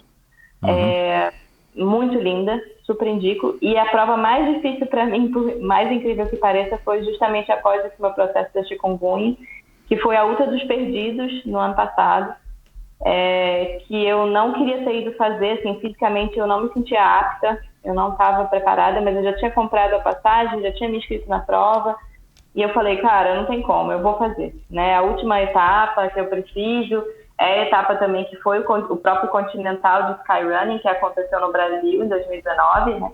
Então, o calendário do Skyrunning é que ano sim, ano não é o Mundial, ano sim, ano não é o Continental. Então, para mim, o Mundial de 2018 foi a prova mais linda, que eu precisava, assim, parecia que eu precisava acordar daquele sonho, né?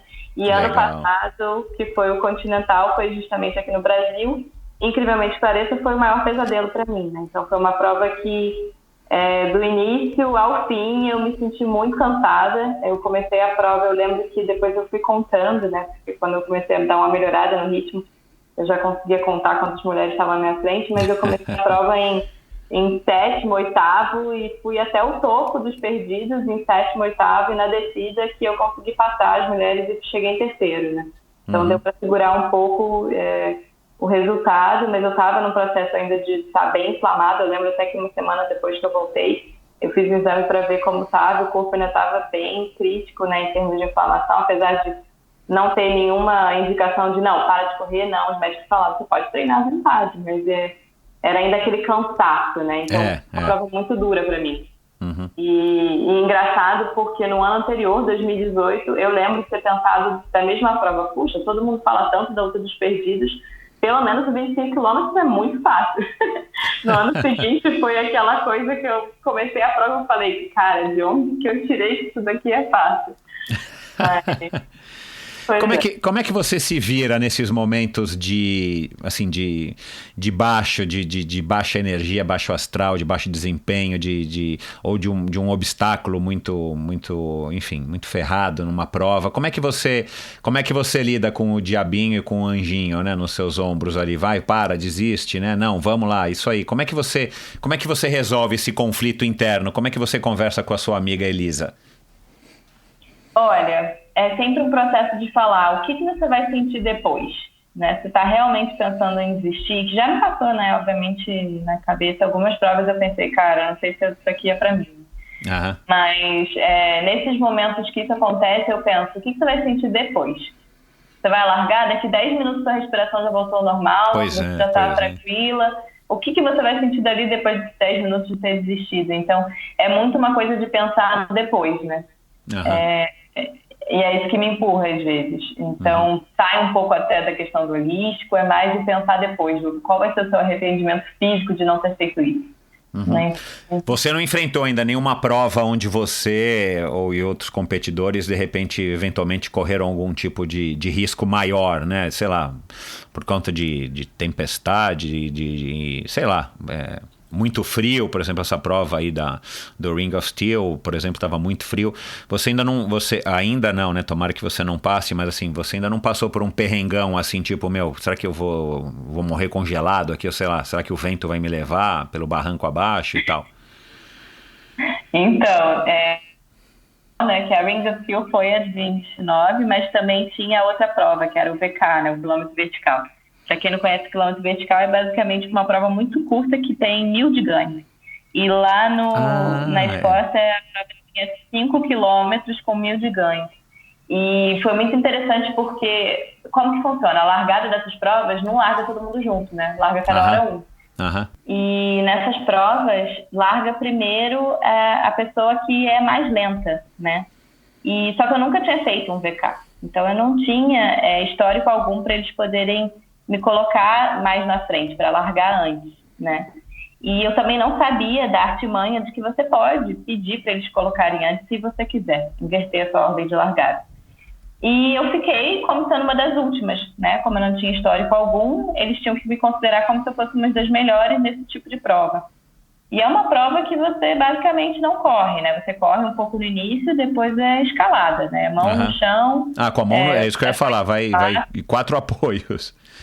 4 apoios, tem um momento que é 4 apoios, assim, e eu lembro que nesse dia o tempo virou completamente. Para a galera que largou no início da prova mesmo, pegaram um tempo maravilhoso, dava para ver sol lá de cima, e do momento que algumas pessoas largaram já mais junto comigo, o tempo virou completamente na montanha, a gente pegou granizo, muito, muito vento, muita gente também desistiu da prova na subida, né? Eu lembro até uma amiga, que muitas pessoas também conhecem, no meio da montanha, que é a Nadjala, ela quase desistiu, ela disse que a prova foi muito difícil, eu também achei muito difícil, só que eu não cogitei desistir, que eu falei, cara, desistir eu vou ter que descer de qualquer jeito.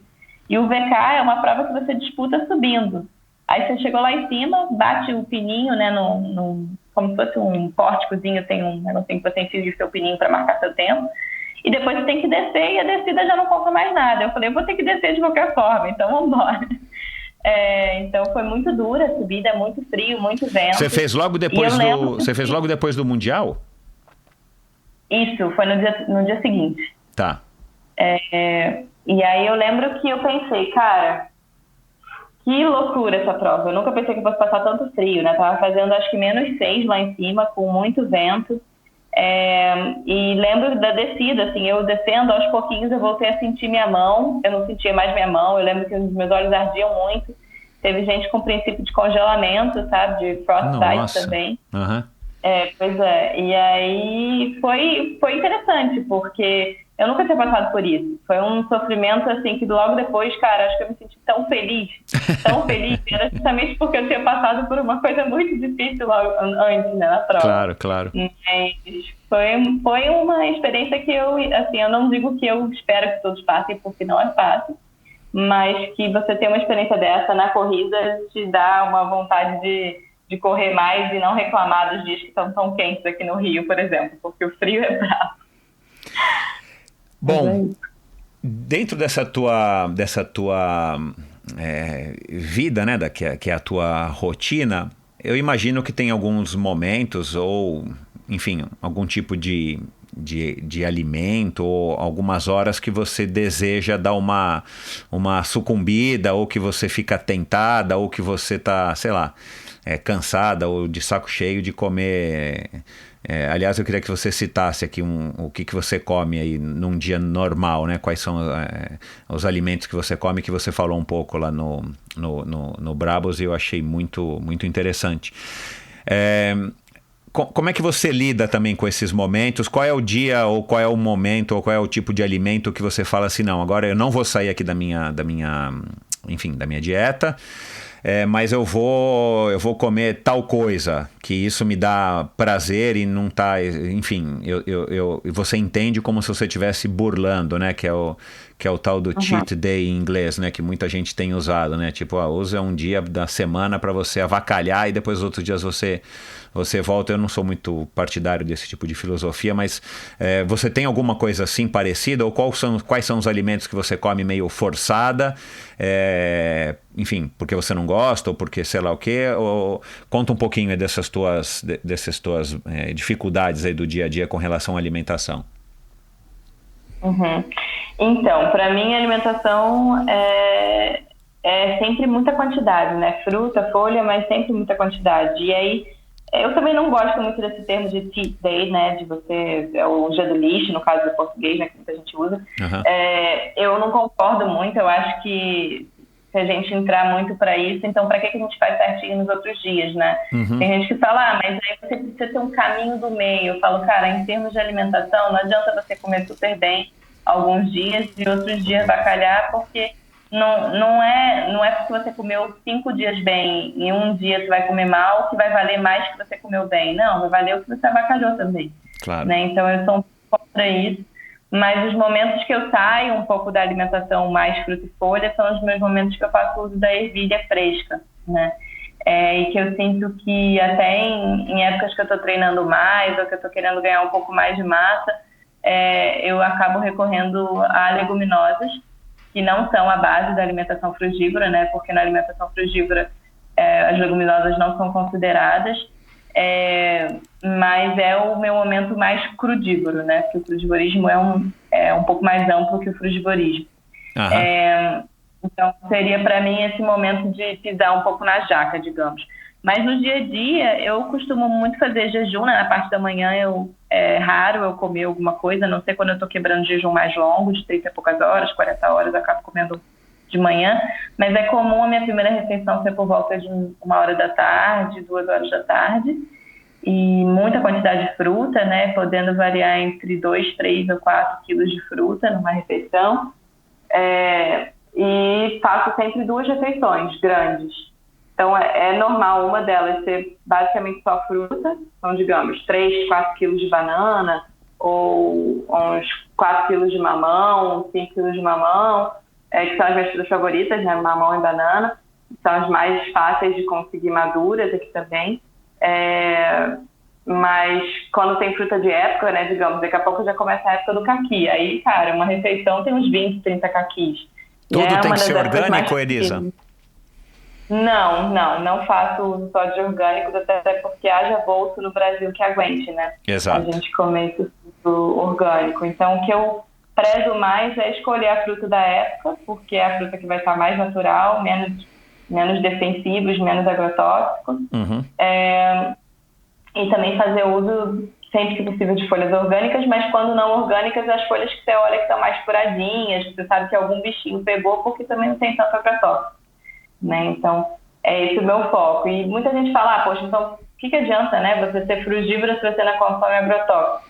E as pessoas que falam isso mal sabem que, infelizmente, existe um termo chamado bioacumulação, que significa que, mesmo que você não esteja consumindo, que você esteja consumindo, por exemplo, salada, tudo orgânico, se você consumir qualquer coisa que seja de origem animal, que não seja orgânico, aquilo é bioacumulado, ou seja, é exponencializada a ação do agrotóxico naquele alimento, porque foi consumido por um outro animal antes.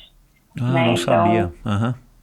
É bem complicado isso. Então, tipo, leite que a gente compra em mercado, queijo, né, que vem da vaca que toma antibiótico, ou que comeu capim que leva algum tipo de agrotóxico qualquer, ou enfim.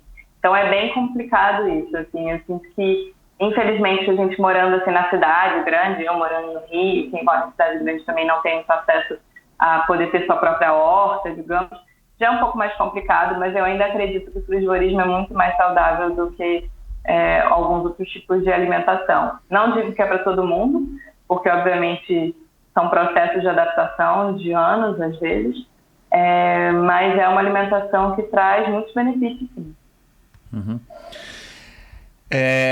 Hoje você tá fazendo coaching, você está ajudando outras pessoas a estarem experimentando essa tua filosofia, enfim, isso que você acredita.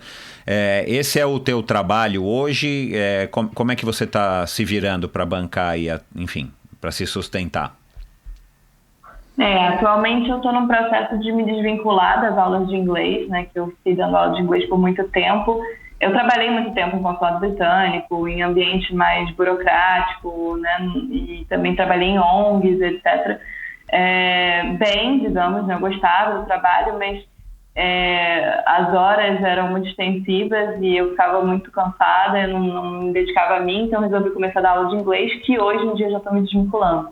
Então o coaching está sendo realmente esse processo de eu me encontrar um pouco mais e fazer mais o que eu gosto, né? Então sim, o coaching é o que eu tenho feito.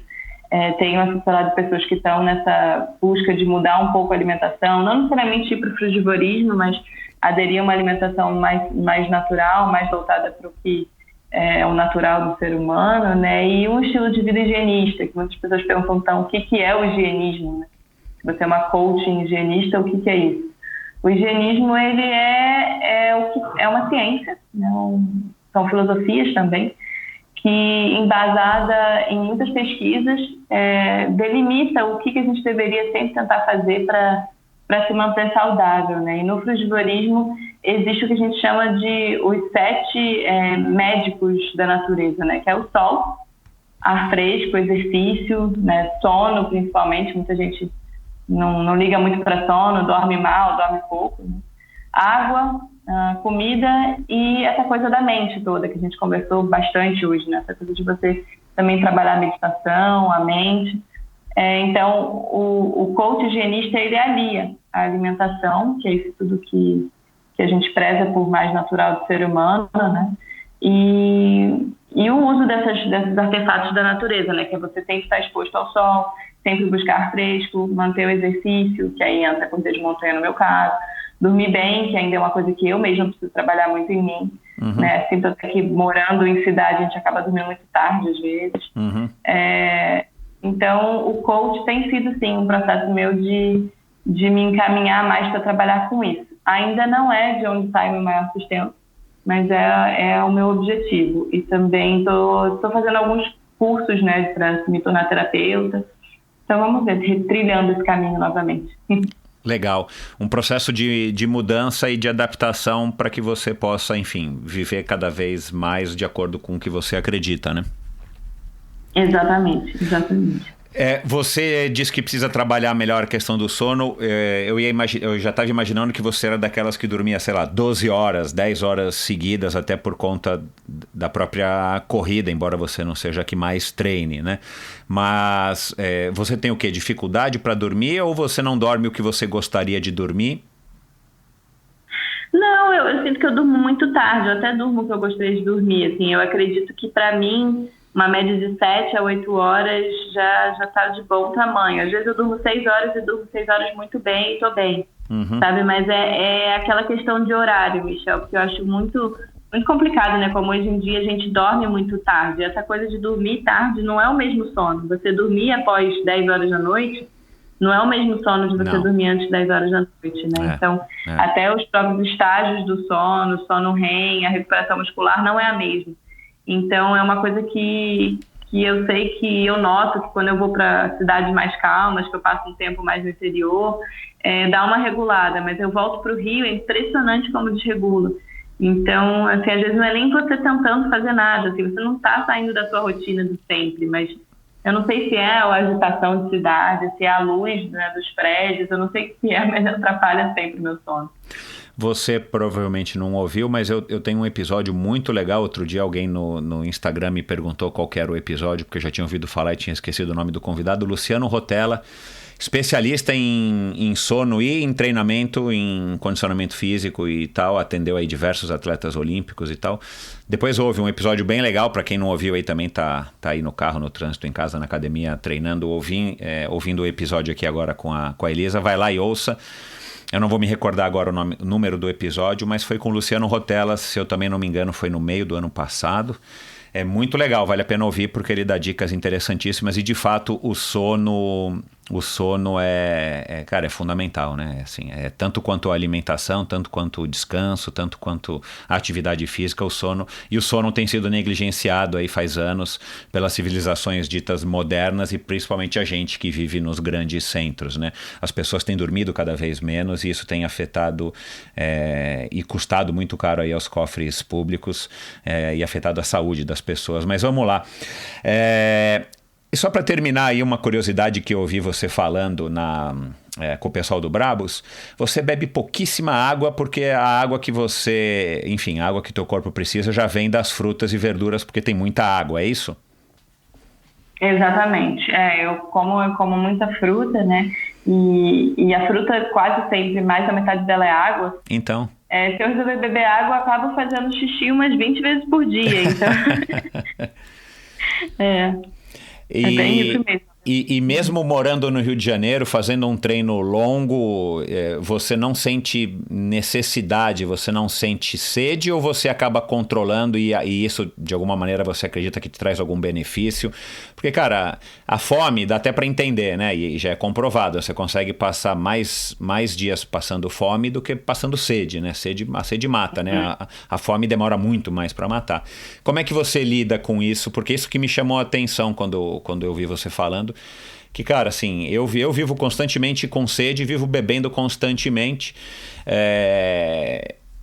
principalmente nos dias quentes. Como é que você lida com isso, ou você não sente a sede justamente porque o teu corpo já se habituou com essa ingestão alta de líquidos durante as refeições?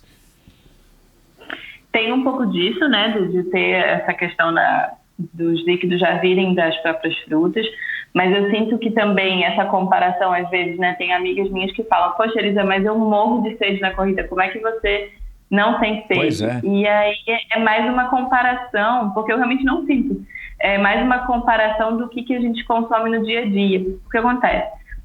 Os alimentos cozidos, ou os alimentos que passam por algum processo no fogo, ou mesmo os industrializados, costumam ser alimentos que são desidratados, de certa forma. Eles são meio que desprovidos de água, né? Se você parar para pensar, arroz, no feijão, no pão, são muito secos, né? Então, às vezes, o que a gente tem de mais molhadinho costuma ser a salada ou alguma coisa que você agrega leite, né? E que costumam ser alimentos que já desidratam naturalmente. Então, é comum, depois de uma alimentação cozida, dar sede. Ou de uma alimentação que leve algum tipo de sal, dar sede, né? Porque o corpo pede aquele líquido para dar uma equilibrada. Quando você consome fruta, você não só não está desidratando, né? Como também você já está jogando água para dentro. Então, o meu xixi, as pessoas falam, o xixi deve ficar super amarelo depois de treino. Não, é a mesma coisa, né? Assim, a não ser que esteja muito, muito, muito, muito quente e eu não beba nenhuma gota d'água. Eu costumo realmente não levar água, mas é raro eu ficar desidratado, sabe? Legal. O corpo se habitua com tudo. O ser humano, né, é muito adaptável, né? E aí, claro, você faz os teus check-ups e tal, você está sempre em dia aí com a tua saúde e isso prova de que, enfim, de que a tua teoria está certa, né? Você consegue se manter forte, enfim, né? Treinando, ativa e saudável, se alimentando somente de frutas. Na tua dieta não entra nem... Entra castanha, eu não lembro agora, entra castanha, entra, sei lá, uma batata para dar uma substância, ou é só fruta mesmo? Isso, é basicamente fruta e folha. Então, batata, os tubérculos como um todo, né? Não só a batata, mas a cenoura, a beterraba, são alimentos que não são tão fáceis de digerir. Até a batata inglesa crua, ela é tóxica, né? Então, já a batata doce, a batata baroa, você pode consumir, mas são um pouco mais difíceis de digerir. Mas não faz parte do frugivorismo em si, faz parte do crudivorismo. Entendi. Então, realmente não faço uso. As castanhas, eu já não faço muito uso porque eu acredito ser um pouco desnecessário vide a quantidade de comida que eu já como. Se eu fosse uma frugívora que come pouco, porque tem algumas pessoas que não conseguem fazer ingestão tão alta que nem eu, né? Porque minha média é de 6 quilos por dia. Tem gente que não consegue comer mais do que 2, 3. Então, precisa condensar as calorias de alguma forma. E as castanhas são mais calóricas, né? E aí consomem castanha por isso. No meu caso, como eu já como bastante, e acaba que a média, né, de gordura e tudo mais que eu sigo, que é uma média de um estilo de alimentação chamado 80-10-10, né, que é 80% carboidrato, até 10% proteína, até 10% gordura, já está dentro do que eu consumo de quantidade de fruta. Então, realmente não faço uso de castanha, não faço uso de coco, que também é uma noz, né, não faço uso de nada disso. A gordura da tua alimentação vem basicamente da onde? Abacate? Açaí? Não, eu não como abacate também não, nem açaí. A gordura da minha alimentação vem das frutas como um todo. As pessoas dizem, mas banana não tem gordura, né? Mas quando você consome 3, 4 quilos, acaba que tem a quantidade que você precisa. Uma refeição sua normal, vou dizer, um almoço, você demora o quê? 1h30 para comer tudo isso? Ou dá para comer rápido, assim, sem pressa? Porque, cara, são volumes impressionantes, né? Não sei quantos pés de alface, não sei quantos quilos de tomate. Ainda tem essa questão também de que, né, demora para você ingerir tudo isso, precisa mastigar, né? As minhas refeições, em geral, se forem refeições que eu resolver que vou sentar e comer até eu ficar satisfeita mesmo, duram entre 1 hora e 1h30 mesmo. Então, eu não consigo fazer rápido. Agora, se for para lanchar qualquer coisa, que é raro, eu prefiro sentar e comer do que lanchar e depois ter vontade de comer de novo, né? Entendi. Então, é bem disso de, às vezes, eu encaixar o meu jejum de acordo com a minha rotina. Se um dia eu vou fazer muita coisa e eu não vou ter tempo de comer, aí eu prefiro fazer uma refeição um pouco maior, minha última refeição do dia anterior, e deixar para comer quando eu chegar em casa no dia seguinte, no final do dia, sabe? Então, as pessoas adeptas do crugivorismo, elas normalmente também, esse tipo de alimentação vem associado a jejuns? Ou isso foi uma coisa que você, enfim, tá praticando e, sei lá, inventou, criou, adaptou? Porque também é uma maneira prática, né? Assim, vou sair de casa agora, né? Enfim, eu sei que não vai ser fácil eu comer a quantidade de frutas que eu preciso ao longo do dia, porque, sei lá, eu vou estar não sei aonde. Então, beleza, então não como nada, né? Do que você ter que sentar numa mesa de um restaurante e falar, bom, o que eu vou escolher aqui que é vegano, né? Então você faz praticamente o jejum e acaba evitando essas situações onde você, enfim, vai ter que se esforçar para achar o que comer. Exatamente. O jejum, ele entrou para mim como mais uma ferramenta, né? Aham. E sei sim muitas pessoas que são adeptas do jejum dentro do crudivorismo e do frugivorismo, mas eu também sei que não são todos. Então, eu acho que é só mais uma ferramenta e que muitas pessoas também estão se encontrando com ela, né? Mas não é uma... Tá. Bom, Elisa, você está querendo ir para o Mundial, né? Você me contou também ontem que você está fazendo aí uma vaquinha, muito embora você tenha bons patrocinadores e tal, né? A gente sabe que a realidade não é uma realidade que a gente gostaria de ter. Fala um pouco, enfim, desse teu projeto aí da vaquinha, como é que as pessoas que por acaso podem e têm interesse em te ajudar podem fazer. E depois também divulga como é que as pessoas conhecem mais, porque eu tenho certeza que a gente está chamando a atenção aqui de muitas pessoas, porque da mesma maneira como eu fui tocado agora através do Endorfina, muita gente vai ficar curioso em saber não somente sobre você, mas também sobre o crudivorismo, como é que você tem esse desempenho, enfim, eu acho que a gente está jogando um pouco de luz num assunto que eu particularmente desconhecia. Faz um apanhado aí para que as pessoas possam eventualmente te ajudar, quem puder, e enfim, se comunicar com você, eventualmente até participar dos teus retiros ou dos teus coachings. Isso é legal, realmente. Então, eu estou com essa vaquinha para ir para o Mundial esse ano, na Espanha, né? Porque a seleção, como todo, mesma coisa para o treino, né? Mas a seleção do Sky, os atletas têm que custear a sua ida para a prova. E aí eu criei uma vaquinha no próprio site da vaquinha, e que depois passo o link também, em que estou fazendo sorteio, né? Então a vaquinha é a partir de R$50 para quem quiser participar do sorteio. E vou sortear alguns itens, né? Desde treinos com uma equipe que tem aqui no Rio, que treina aqui no Rio, a pessoa, se for sorteada, vai ganhar 4 treinos para essa equipe, uma avaliação física com o meu treinador, com o Elton Carius, né? Um sorteio também da inscrição para o Corja, que é os 9 quilômetros do desafio Corja, que vai acontecer aqui no Rio, uma prova de montanha. Além do sorteio de uma aula de yoga na minha academia, o short de compressão também da Salomon, que eu sou apoiada pela Salomon, né, pelas Vidas Corridas. Legal. Então, vou sortear um short. Uma sessão de coaching comigo, para quem se interessar, né, de ouvir um pouco mais sobre esse tipo de alimentação, esse estilo de vida, ouvir algumas dicas de como dar uma adaptada. E também um sorteio de passar um final de semana comigo em Passa Quatro. Nesse próximo mês de março, eu vou estar em Passa Quatro, vou ficar um mês lá imersa, treinando por lá, então também isso vai ficar em aberto.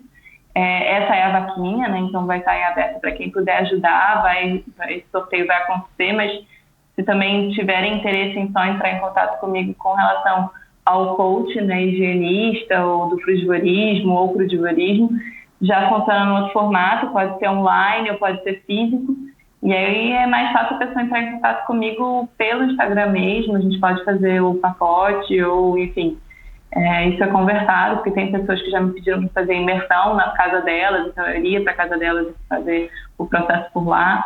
Tem gente que prefere online porque é mais prático, então tem vários formatos que podem ser feitos. E o que eu gosto sempre de dizer é que, como coach higienista, eu não estou aqui para substituir nutrólogo, nem nutricionista, muito menos, porque essa não é a minha área, esse não é o meu estudo.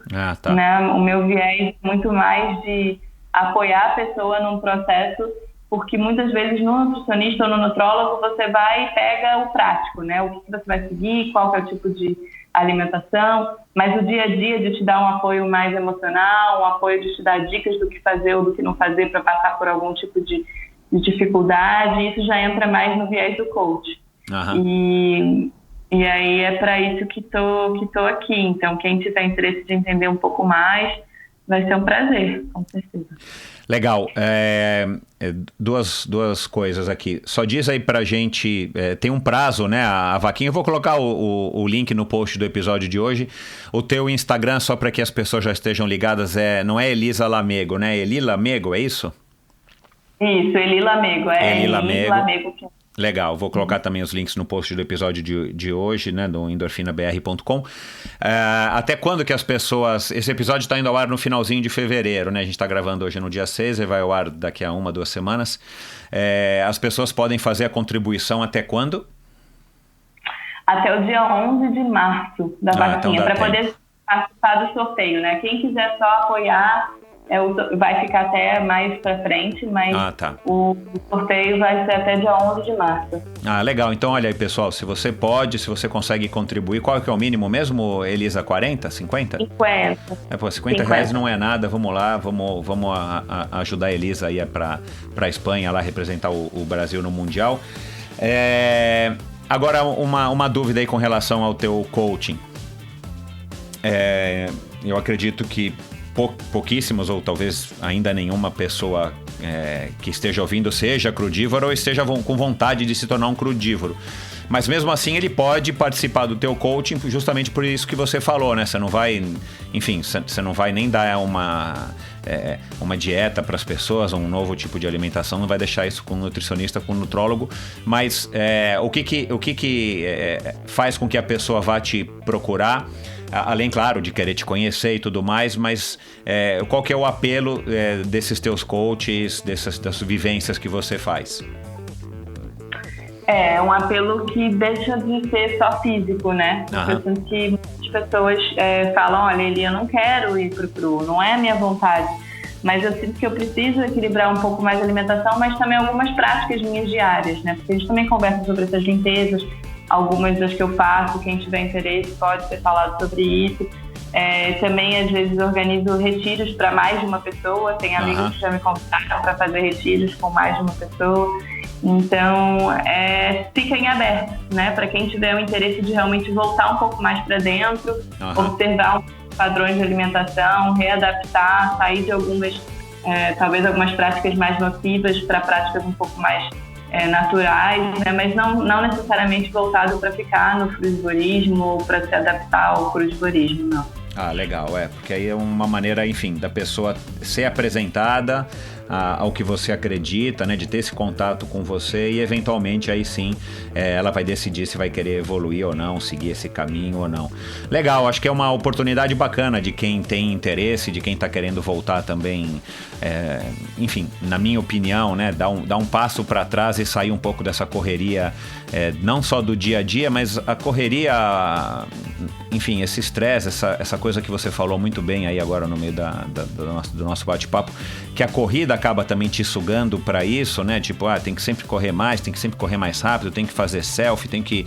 né? As pessoas acabam se envolvendo nessa loucura do dia a dia e eventualmente talvez não seja o melhor caminho, ou com certeza não é o único caminho para você abordar de uma maneira legal, leve e saudável o esporte que, enfim, que a gente tanto gosta. Então acho que é uma oportunidade legal para as pessoas minimamente estarem tendo essa experiência aí com você, principalmente depois de te conhecer um pouquinho melhor aqui através desse nosso bate-papo.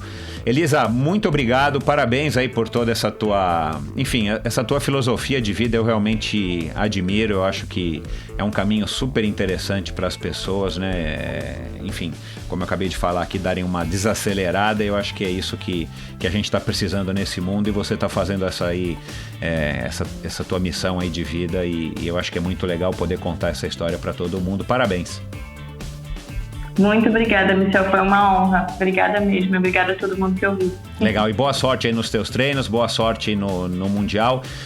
Vamos deixar marcado para quando você chegar do Mundial, você volta aqui para contar como é que foi a experiência, para trazer as novidades aí da Eli. Com certeza. Gratidão. Legal, obrigado, um abraço. Abraço. Bom, pessoal, essa foi a Elisa Carneiro. Como eu falei já no começo do programa, é uma pessoa que com certeza surpreende pela maneira aí como ela aborda aí a vida dela e a relação dela com a corrida. Tem excelentes resultados. Depois dá uma olhadinha lá no Instagram dela, você vai ver. É uma moça, enfim, que foi premiada em 2018 como revelação pela Rio Trail Running, se eu não me engano, né? Uma associação lá do Rio que reconhece as provas de corrida de skyrunning, de montanha e de trilha. Então, assim, é uma pessoa que de fato chegou chacoalhando aí a cena da corrida de montanha e tem essa visão, essa opinião aí que vocês acabaram, essas opiniões que vocês acabaram de ouvir, muito interessantes. E claro, né, o crudivorismo num primeiro momento ele espanta, mas é uma coisa que já está bem difundida. Já vou abordar mais esse tema aqui também no Endorfina, justamente para eu também entender um pouco mais e poder levar para vocês essas informações que eu acho que são super interessantes. Enfim, vai lá, dá uma curtida no post do episódio de hoje. Se você curtiu o episódio, compartilha, dá um alô para a Elisa, diz que você ouviu, faça perguntas, mande boa sorte. Se você puder, como eu disse agora há pouco, dá uma colaborada lá na vaquinha dela, é aquele site de financiamento coletivo, vaquinha com K, vaquinha.com.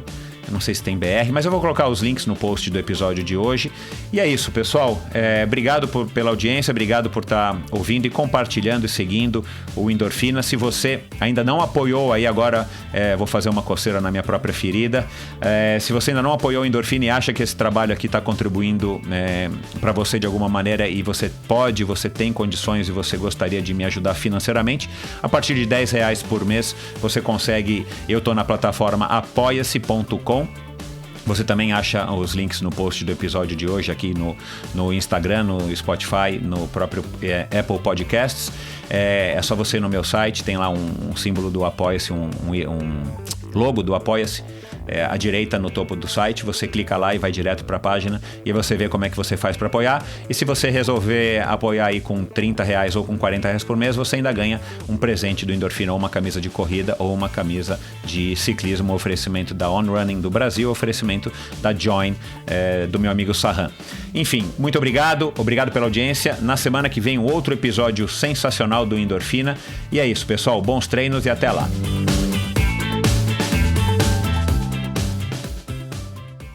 Este episódio foi um oferecimento da Probiótica.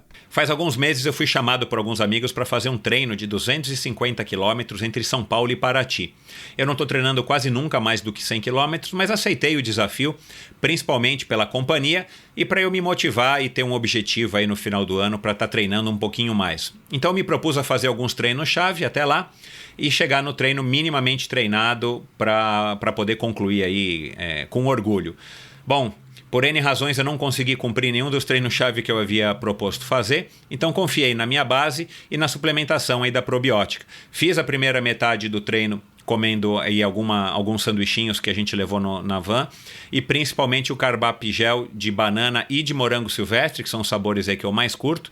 E aí chegou na metade do treino, quando eu sabia que o bicho ia começar a pegar, eu já tinha uma garrafinha pronta de Carbap Energy Beat, que é um produto bacana da Carbap que eu venho utilizando aí já faz algum tempo como um pré-treino, quando eu vou fazer treinos mais curtos e mais intensos.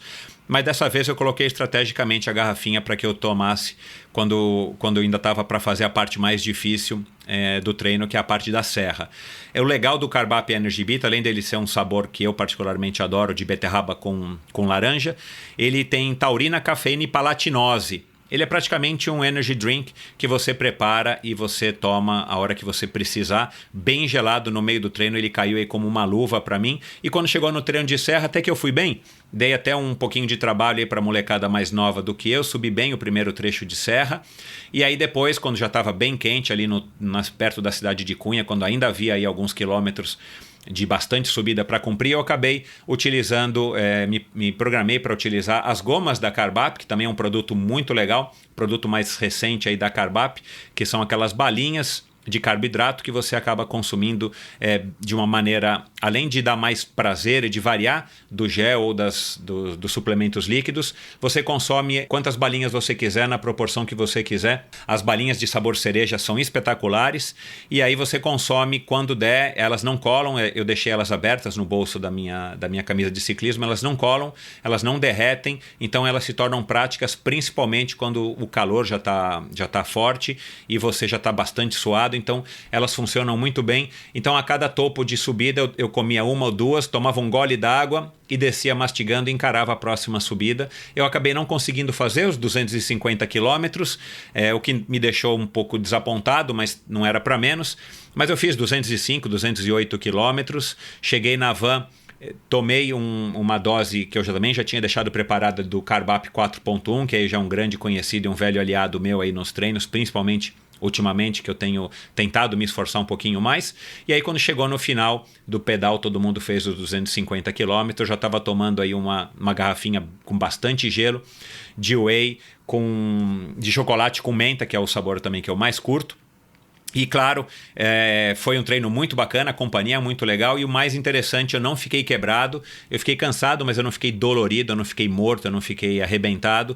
Passou aí 2-3 dias de treinos de recuperação ativa, eu estava inteirão para poder continuar aí minha sessão de treinamentos, e agora estou animado aí para começar o ano com grandes objetivos que já vou revelar para vocês. Agora você não precisa levar em conta o meu testemunho, se você não quiser, você pode ir atrás de pessoas mais gabaritadas para falar sobre a probiótica, como por exemplo os meus convidados e amigos que já tiveram por aqui, os triatletas Pamela de Oliveira e o Santiago Ascenso, mas também a Jade Malavasi, que é 8 vezes campeã brasileira, medalhas de prata e bronze no Campeonato Mundial de Ciclismo Paralímpico, uma excelente atleta, ou a jovem Vitória Farabolini, campeã brasileira dos 10 km na maratona aquática, ou ainda a grande Susana Schnarndorf, nadadora campeã mundial e medalhista paralímpica do Rio 2016, ex-triatleta de ponta e uma grande pessoa. A Probiótica é patrocinadora oficial do circuito Ironman Brasil, 3-Day Series 2020 e Letap Brasil 2020. Anota aí, probiotica.com.br, vai lá, entra, conhece todos os produtos, tem uma infinidade de produtos, aminoácidos, todos os tipos de whey vegano e enfim,